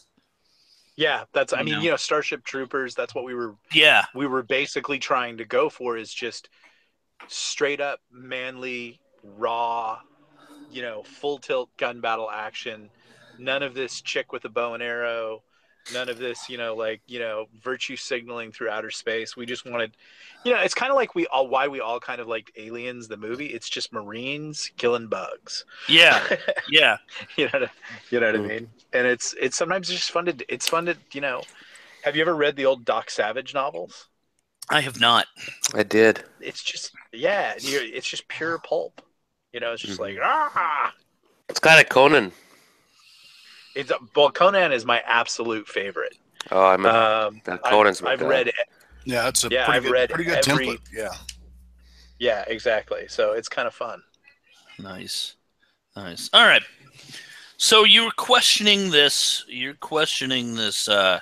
scared prisoner here, and you were asking him if he knows how to get to Explicita Defilus. Right. Which route leads that way? He's like, you've got to go south. There are several stairways in the southern part of the place. It's not an easy. Yeah. It's not. Is that through the cult? Is that through the cultist quarters, the frogs, or straight ahead? The most direct route is probably. Let's see here. Yeah, the most direct route would be straight ahead. Although you'll have to go through a swampy area with crocodiles and let's see. There's an area there you've got to be careful of. Right before the stairs, there's a couple of harpies that make their nest there. Those I don't like them at all. So let me ask you this question. What's your name? My name is Ballard. Ballard. Yes. What are you doing here? You seem like a cool cat. Well, times are tough. I needed the work. I'm not good at much except for killing things, and by the looks of things, I wasn't too good at that today. Yeah, Ballard, you're not too Well, good. I thought you made some pretty. I'm using my 13 charisma. I thought you did pretty good. I mean, you looked pretty heroic there, and you looked like a real adventurer. And frankly, we're gonna loot the hell out of this place and take their money. So, what do you say about switching sides and helping us through this? All right, let's roll against. Why don't you? My charisma is 13. Okay. My reaction adjustment is plus 5% if you want to get into all of that. Okay. Or do we make an adjusted charisma roll? Let's make an adjusted let's make a charisma roll. If you can roll 14 or lower, he will switch sides. If you roll 15 or above, he will be too afraid to do that. Okay. I say if you don't, you will also face justice. Well, hold on. Okay, rolling. I rolled a 12. Okay, so it's like, well, yeah, I'll go ahead and do that. Maybe I could help get you through some areas. If they think you're prisoners, they might let us just walk through. Yeah, or even just knowing a heads up on what's coming next. And we'll cut you in for a fair share of the loot if you make it out of here. If I just get out of here without you guys killing me, I'm good. I'm good. We won't just kill you. We'll make it worth your while. I appreciate that, and I'm sorry I tried to kill you earlier. Hey, it was a job. We understand. Yeah. It was our job to come out here and kill you. It's not like it's personal. Yeah. Well, I'm glad you see it that way. It's personal to me. I kind of murmur. It's a little personal. I mean, a little bit. I detect evil on this guy with my sword tip. You don't. He does not seem inherently evil. He lives. This is your chance to win. This is your chance to win him over through the content of your character. By him seeing your nobility, he will renounce his neutral ways and choose to live for good. I'll see what I can do. So, if we go through the room with the crocodiles, we can avoid having to deal with the cultists. No, those people are crazy. They're not right. That Explicita, those are the ones we came here to purge. She did something to them. So I mean, we can go down there, but they're nuts. Can they be saved? The question. The only way that I know of to save them would be to kill the creature. And again, I'm not a monsterologist or anything, but I believe, if she dies, maybe everyone she's enslaved will go back to the way they were. That seems at least a fair shake before we slay all the cultists, to see who's not acting evil of their own free volition. But maybe we need to take out those frogs first, because there might be something in there that can help us against explicative Dominia. There could be. I do not know. I confess. Why don't you like those frogs? What's wrong with them? They're mean. You go in there and there are these giant frogs that just attack people.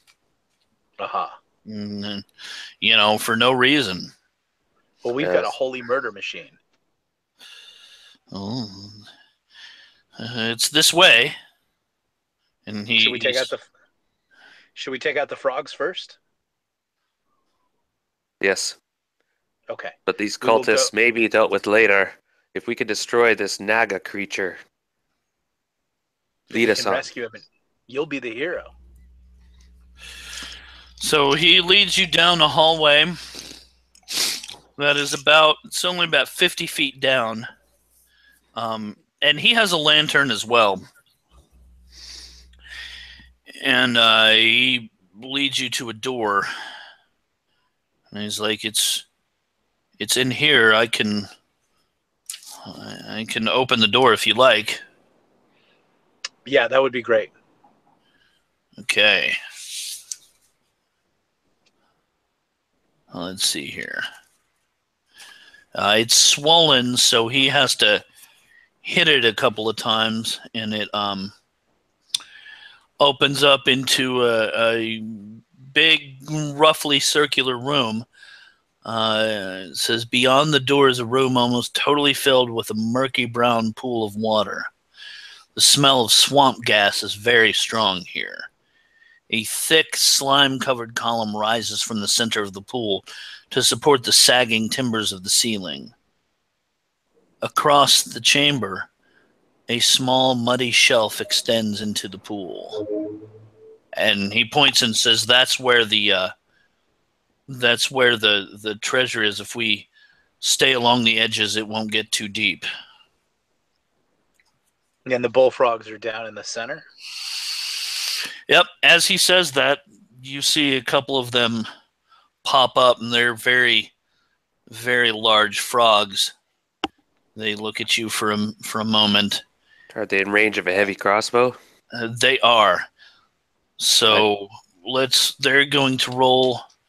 Since he told you they were there, you do not have to roll for surprise. They, however, do have to roll for surprise. And they are surprised, so you guys can get a free round on them. Excellent. Does the magic user have anything like lightning bolt? Not yet. Not quite. No, not quite. Yeah, that's like a 3rd level spell at least. Okay. Mm-hmm. But you have a book you could read things off of. Well, I actually can't cast spells from reading my spell book. I could cast them from reading a spell scroll. Oh, I thought you could. I thought you could read them off the book, but then they would be destroyed. I am not sure how that works. I think that it could do that. The problem is that when that destroys itself, you would have a chance of damaging other parts of the spell book. Oh, okay. I do have, however, now, are they close enough that they can attack us next round? Oh yeah, they're definitely going to be right there attacking you next round. Yes. Okay, I don't have a crossbow. They are. There's. Well, I mean, I don't know that I would know this, but they just seem to be giant frogs, right? They don't seem to be magical creatures, and I mean, not that I would. Reason I'm asking is because I was going to cast sleep. Well, beyond the fact that they're really large, and no, they don't seem to be magical constructs or anything. Excellent. So sleep might work on them. Yes. And that's what Reffin's going to try. Okay.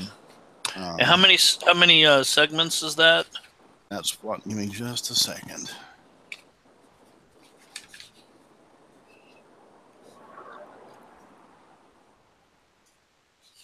Oh, shoot. Here we go. There we are. It is a 1-segment spell. Okay. So you can get that off before they get to you. So let's see what their saving throws would be here. Okay, HD, there we go.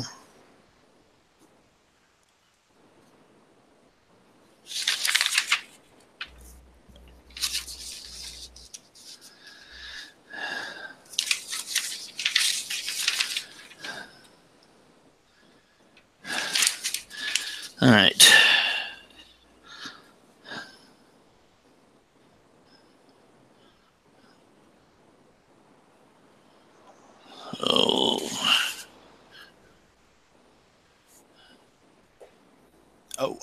They don't get a saving throw. They don't get a saving throw against sleep? No. Are you sure? Sleep an enchantment, charm, no saving throw, none. Now I might not affect them all. Unless they have resist. You know, I mean, like some animals have, like I as an elf have resist sleep, 90%. Right. Yeah. That's why I was asking if they don't have. I mean, as long as they don't have any sort of magical resistance to the sleep spell. And now, depending on how many hit dice they are too. Yeah, they're only 1 hit dice creatures. Okay, well in that case, I would affect 4 through 16 of them, 4d4. Okay, so, yeah, so you won't have to roll because there's only 2 of them. So yeah, they're pretty much asleep then. Woohoo! That's interesting. I'm gonna check that out because I was not. I knew that they don't have a save in 5th edition. I had forgotten that they didn't have a save. Yeah, D&D spells hit. Most of them, they just you roll for like half damage and stuff. It's like. I think that was how they made the wizard stronger, is by making him not have to. Even though he doesn't get a lot of stuff, when it does go off, it goes off. Yeah. All right, so I've got the spell pulled up now. Let's see, saving throw none. Oh wow. Yeah. Good deal. So yeah, they're asleep. There's just 2 frogs? Yeah. Yeah, that's what's in the module. Simon, go in there and cut their throats. We got frog legs. Simon goes in and cuts their throats. The coup de grace rules I like that were coup de grace rules up through 3rd edition, I believe, which is sleeping and or non-moving creatures may be slain at the rate of 1 per round. So Yeah, the Simon can take a couple of rounds and just end the frogs. That seems a bit like overkill now in hindsight. Yeah, but then again, like if how many hit points do you have as a magic user at 3rd level? Right now, well, my max is 17, but right now I have 14. Okay, so you have 14 hit points. That's not bad for a magic user. Well, that was because my constitution was so high. Yeah, that's good. That was the key. I mean, still, if you get hit, somebody attacks you with a bow, and if they hit you with both arrows, like 2 different rounds, that's pretty much Right. that can down you right there. In the temple too, I was down to 4 hit points. Right. The Nice. session that I came back for, in no time, I was like, boom. I was like, wow, something hits me, I die. Yeah. Yeah. So is it fairly easy to recover the treasure, or do we have to? It is. The Ballard will lead you along the wall here. Let's see here. Ballard will lead you along the wall. You'll be in about 6 inches deep along the edge, but you're able to make it to this chamber, the ceiling of which is 8 feet above the floor. There are 3 large chests resting upon a 5x5 wooden platform that are raised about a foot above the muddy floor in the center of the room. And detect traps on those? Okay. And your trap skill is 32? Was that right? Let's scrolling up here. Let's see. Yeah! Trap skill is 30. All right. Wow, and you rolled a 30. You do not detect any traps. All right, we will unlock them. Okay. You have a roll to unlock because they are locked. Yes, pick a lock. Pick a lock. Okay. Is 50. Okay. You were able to pick the locks on the chests fine. The problem is that they are also bound with brass. And it doesn't, you don't seem to be able to get that part open. Can the paladin use his Ben bars break gates? He can. Paladin? Move aside. I do. Okay. Like, step aside. I rolled 7. That's a percentage, right? Yes. I think so, yeah. So that probably does it, I'm guessing. Yeah. No, it doesn't. You have to roll above. Ben bars 30%. Wait, so the percentage Oh drops? yeah, then that's, if you rolled a 7 and your Ben bars is 30%, then you were able to do it. Sweet. So All right. So the first chest contains 12,070 copper pieces. That's a lot of. That's like kissing your sister. Yeah. You need to find a fishing village. Well, You need some weights. 12,000 copper pieces is That's a bit. still it's about 120. It's what? That's about 121 gold pieces or something like that. Mm-hmm. Okay. Sure, yep. The second chest contains 4,560 silver pieces. Ooh. And 450 electrum pieces. That's not bad. EP. All right. Okay. And the third chest contains a whole bunch of ornamental stones worth an average of about 10 gold apiece. They're probably about 850 gold worth of that. And there are 6 semi-precious stones worth about 25 gold apiece. So, not overwhelming. It's not as good as the chest you found in that inn, but, it's not too terribly bad. Will our peons be able to carry all this? Well, you'd have to. I wouldn't advise carrying it around while you're still looking for Explicita, but you'd probably be able to come back and get it. Right. And the 6 semi-precious, how much were those worth? 25 gold apiece. Okay. I immediately declare a 10% tithe to the god. Is that all that's all the chests?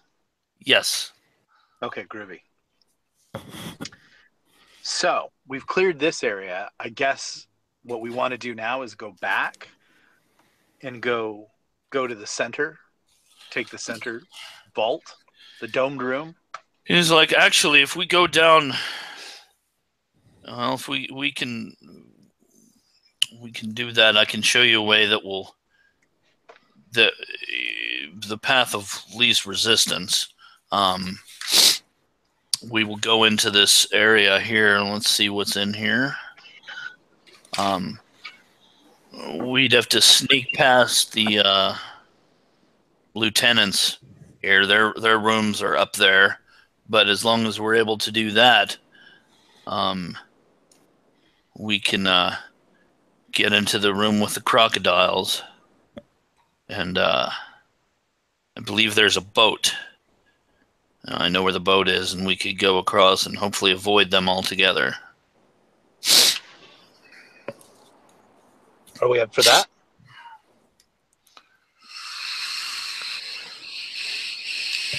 Might be a good idea.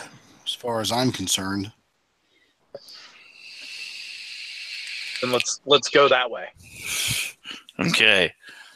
Why don't one of you roll a d20?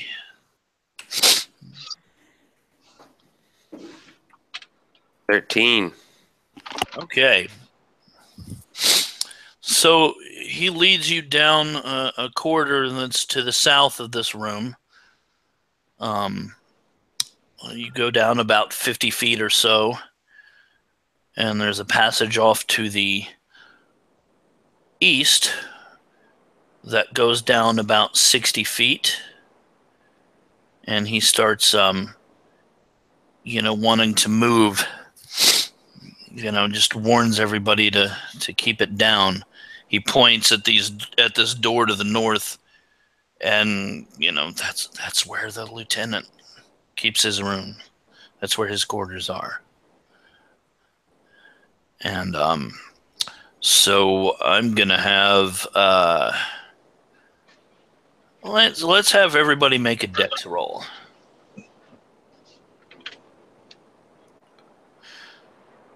Nick, you can make a dex roll, or you can use your move silently. I guess I'll make a dex roll since I'm Okay. in the party. I rolled a 2. Okay, so that works. That's under your dex. I rolled a 5. And that is definitely under your dex. I rolled Refin got a 16, but he's got that ridiculous 18 dexterity. Right. So he's good. He's good. And why don't you make a roll for Simon? Let's say he's got a 13 dex. He rolled a 3. Okay, so he rolled fine. Your one-hand wonder here rolled a 6.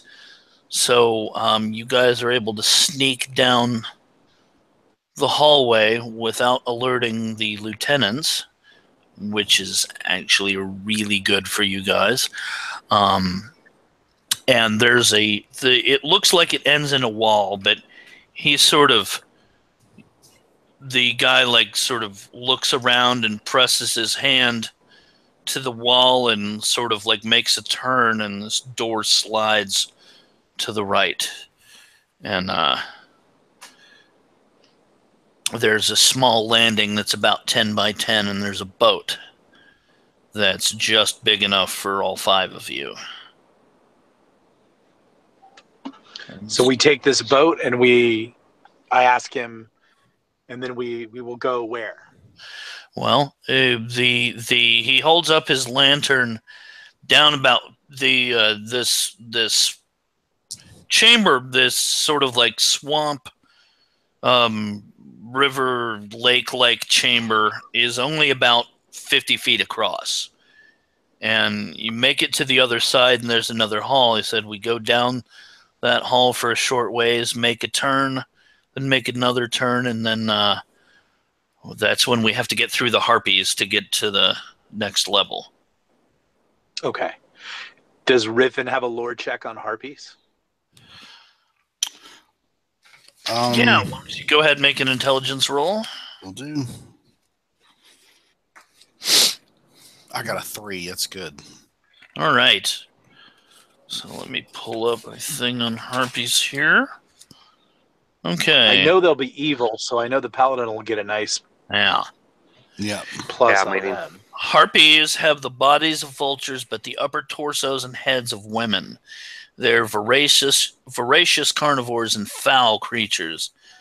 They're able to emit sweet-sounding calls, but their demeanor is anything but sweet. The harpies will attack, torture, and devour their charmed prey. What they do not want, they foul with excrement. And I'm reading this directly from the monster manual. They would never say that in a monster manual now. Oh, I love it. Yep. See what I mean? And in the picture, there's actually boobs. Oh, So, yeah. You know, they wouldn't have that today. Do we require magic weapons to hit them? No. So they will try to charm us. They will try to charm you, yes. And if not, they're pretty... They're not weak creatures. Right. You know, let's see. Stay close to me. Use my protection, +2 on armor class and saving throws. It's like, I think there's also a couple of troglodytes down there. Wouldn't surprise me. To be honest. So that's +2 on saving throws, which is big if they try to charm you. All right. So, let's see. We shall take the boat. Okay, so let's make a roll here. One of you roll a d20. 7. Okay. You are, because I rolled incredibly badly and rolled a 6, you guys are able to make it across without being attacked by the 2 crocodiles that this guy says are in there, but you don't see any sign of them. Damn. So they Nice. he leads you. Yeah, making friends with that dude was one of the better things you could have done today. Feels like it. So yes, so he leads you to a the shore, and he says, "Now be careful. The harpies are known to lurk around here." And The harpies around here? yes, the harpies are known to lurk around this area. So please, make a couple of rolls here. Okay. So you're in this 10 by 10 hallway there. Or a 10-foot wide hallway. Sorry, not 10 by 10 hallway would be a room. Let's see here. Okay. So he leads you down a long hallway that's probably about 100 feet long. It turns to the south, and about 20 feet down the way there is a door. And he stops you before you make the turn and says, in there, 4 troglodytes.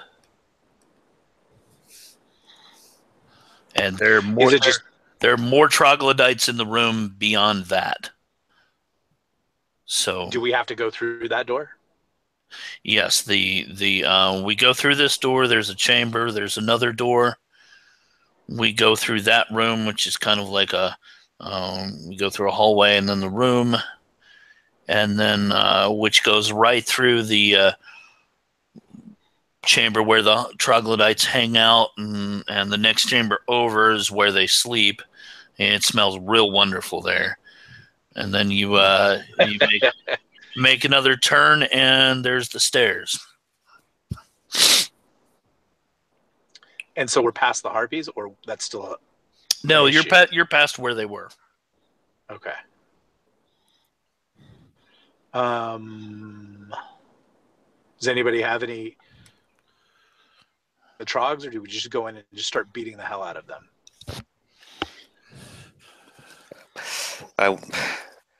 I'm all for that, yet their stench drives me insane. Is there a way to void this foul lair?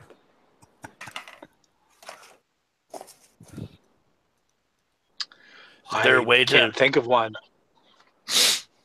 Can we trick them, perhaps, and yet... I'm ashamed by admitting it. Let's kill them all. I start to stride forward. He says, the one-armed man holds his stump up and says, "Hold a second, friend. Perhaps there's another way. I do not know if it will work. But if I tied a loose rope around you, and of course it wouldn't be tied tight, it would be so you could get out should you need to, but if I can make him believe that I'm taking prisoners down, mighty adventurers, to meet with Explicita Defilus so she can charm them, perhaps they will let us go." Yes.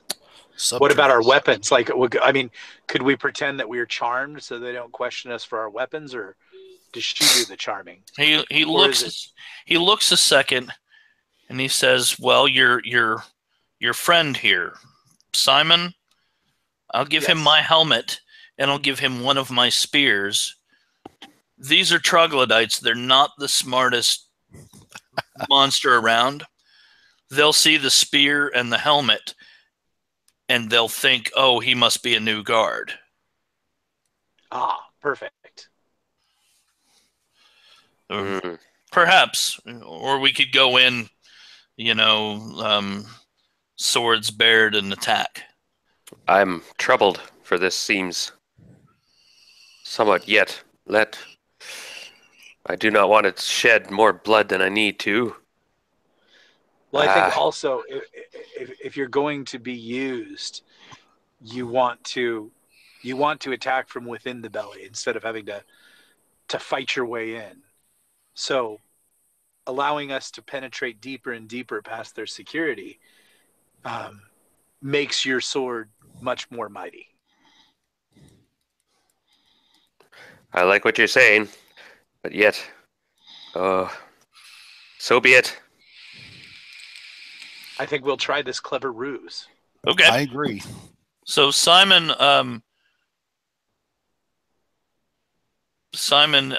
goes into his pack, and he has a big sack. He's like, "Why don't you all put your weapons in this sack, and then I will hold them. I will give them out to you, should you need them. And once we get down the stairs, I can give them back to you."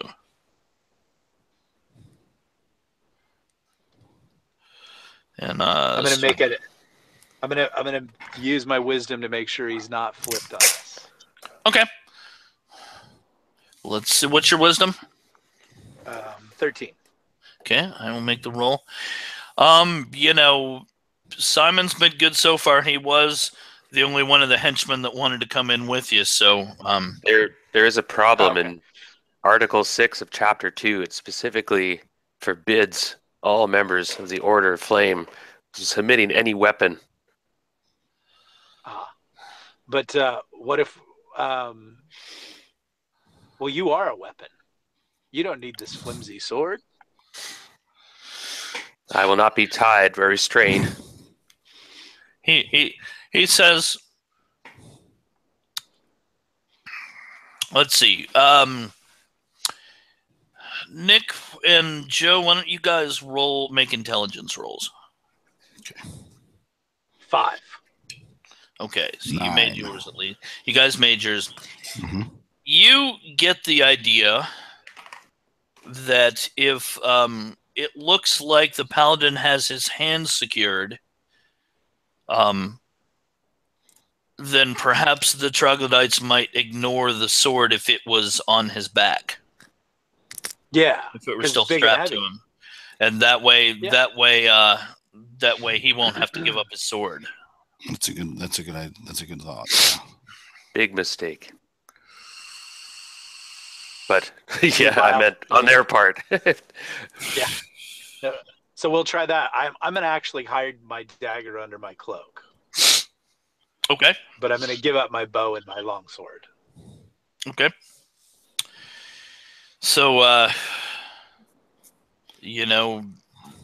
Well, and Riffin has a staff. I don't know if it would fit in the bag that Simon was referencing. Just act like you're an old man who needs. I'm decrepit. I'll pull my hood up and act like I'm a decrepit old man. That's it.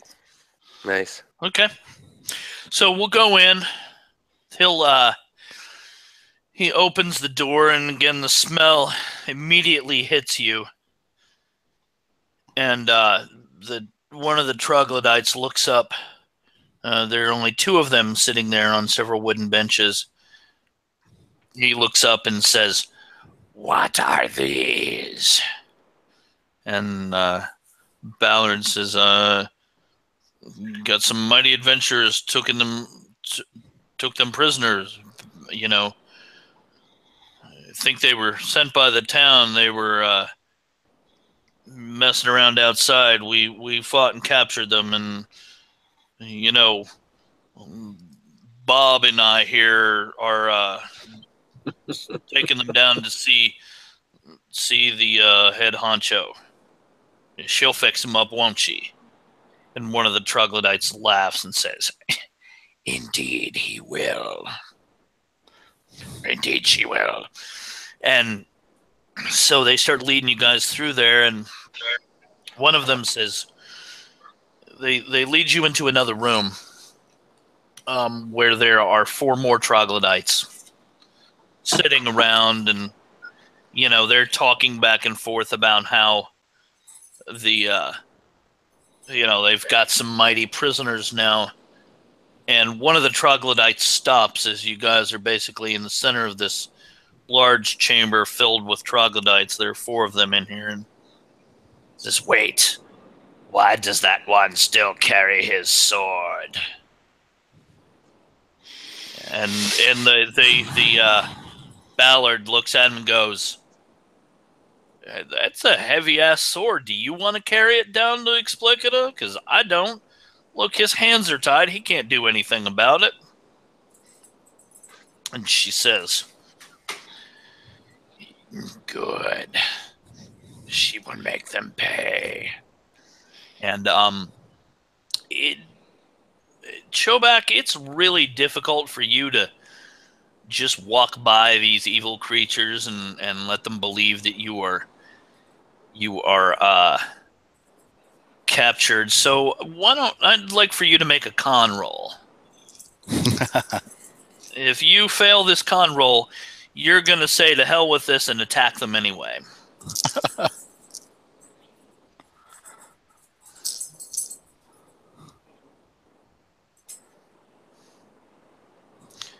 I think you're muted. I see you talking, but I don't hear you. Sorry, yeah. I've been talking for a bit. I was going to ask if the other characters see me, but as my... you said con, not wisdom? Con? Yeah, we can do... I'll let you do wisdom. My wisdom's worse, but... Well, if you want to do con, since I said that initially, go ahead.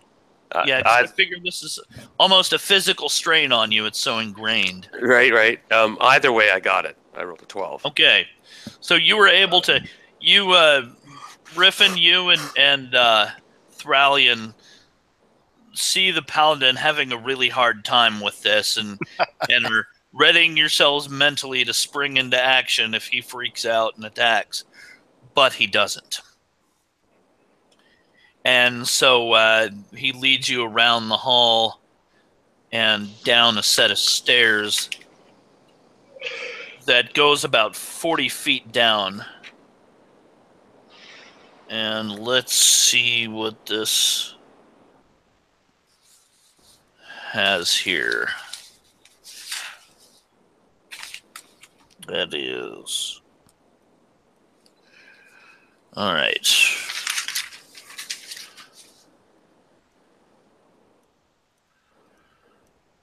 Okay, so you come down into the stairs. The troglodytes are left behind.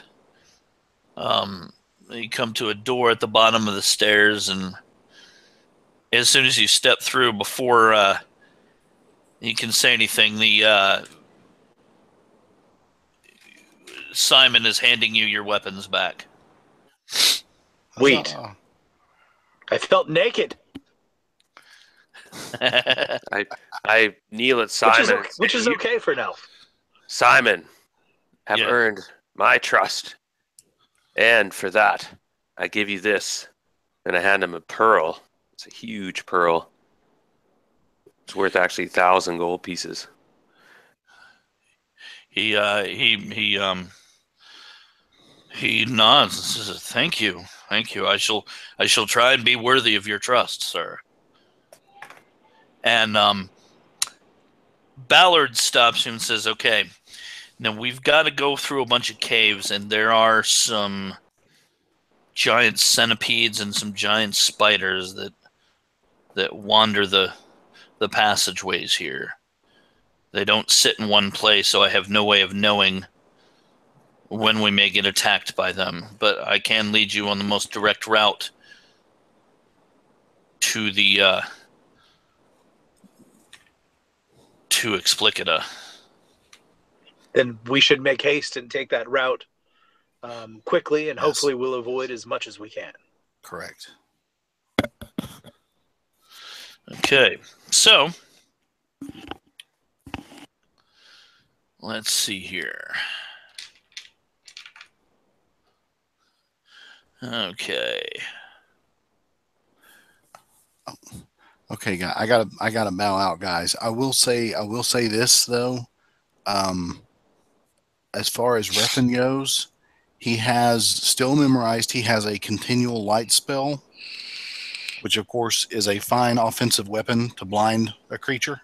Okay. And he also has a scroll of sleep left. The previous sleep spell that he cast was when he had memorized. He has a scroll, and he also has sleep in his spell book, so he can read this scroll and it can destroy itself, and that's fine. Okay. We can stop here if you guys want. I mean, yeah, if you guys want to stop here, I'm good with that. If you want to play, for a little bit longer, I'm good with that. I did want to. We're having that discussion earlier, where Darren was talking about his, I think, which is the same kind of thing that's happening to me. I still really like 5th edition, but I'm really, really liking first here. I am building a mega dungeon that I'm going to create for both 1st edition and 5th edition. Excellent. Yeah. And after we do this, now we can do one of a couple things. You can use these characters, or we can start over. It's completely up to you. I understand if you want to use characters, I can adjust that accordingly. It will only affect the first little bit. I think it'll still be plenty deadly. So if you guys want to play in that, not sure when that'll be ready. I imagine this game here will maybe take 2 more sessions, if not just 1, because you guys are near the end. The getting Explicita, or getting that guy to lead you in is cutting out a lot of fights for you. Amazing. Well, yeah, you can get. I mean, when I posted online that I was like, "Oh, I'm playing against the Reptile God," someone said that module is a cheese grater. Yeah, it pretty much is.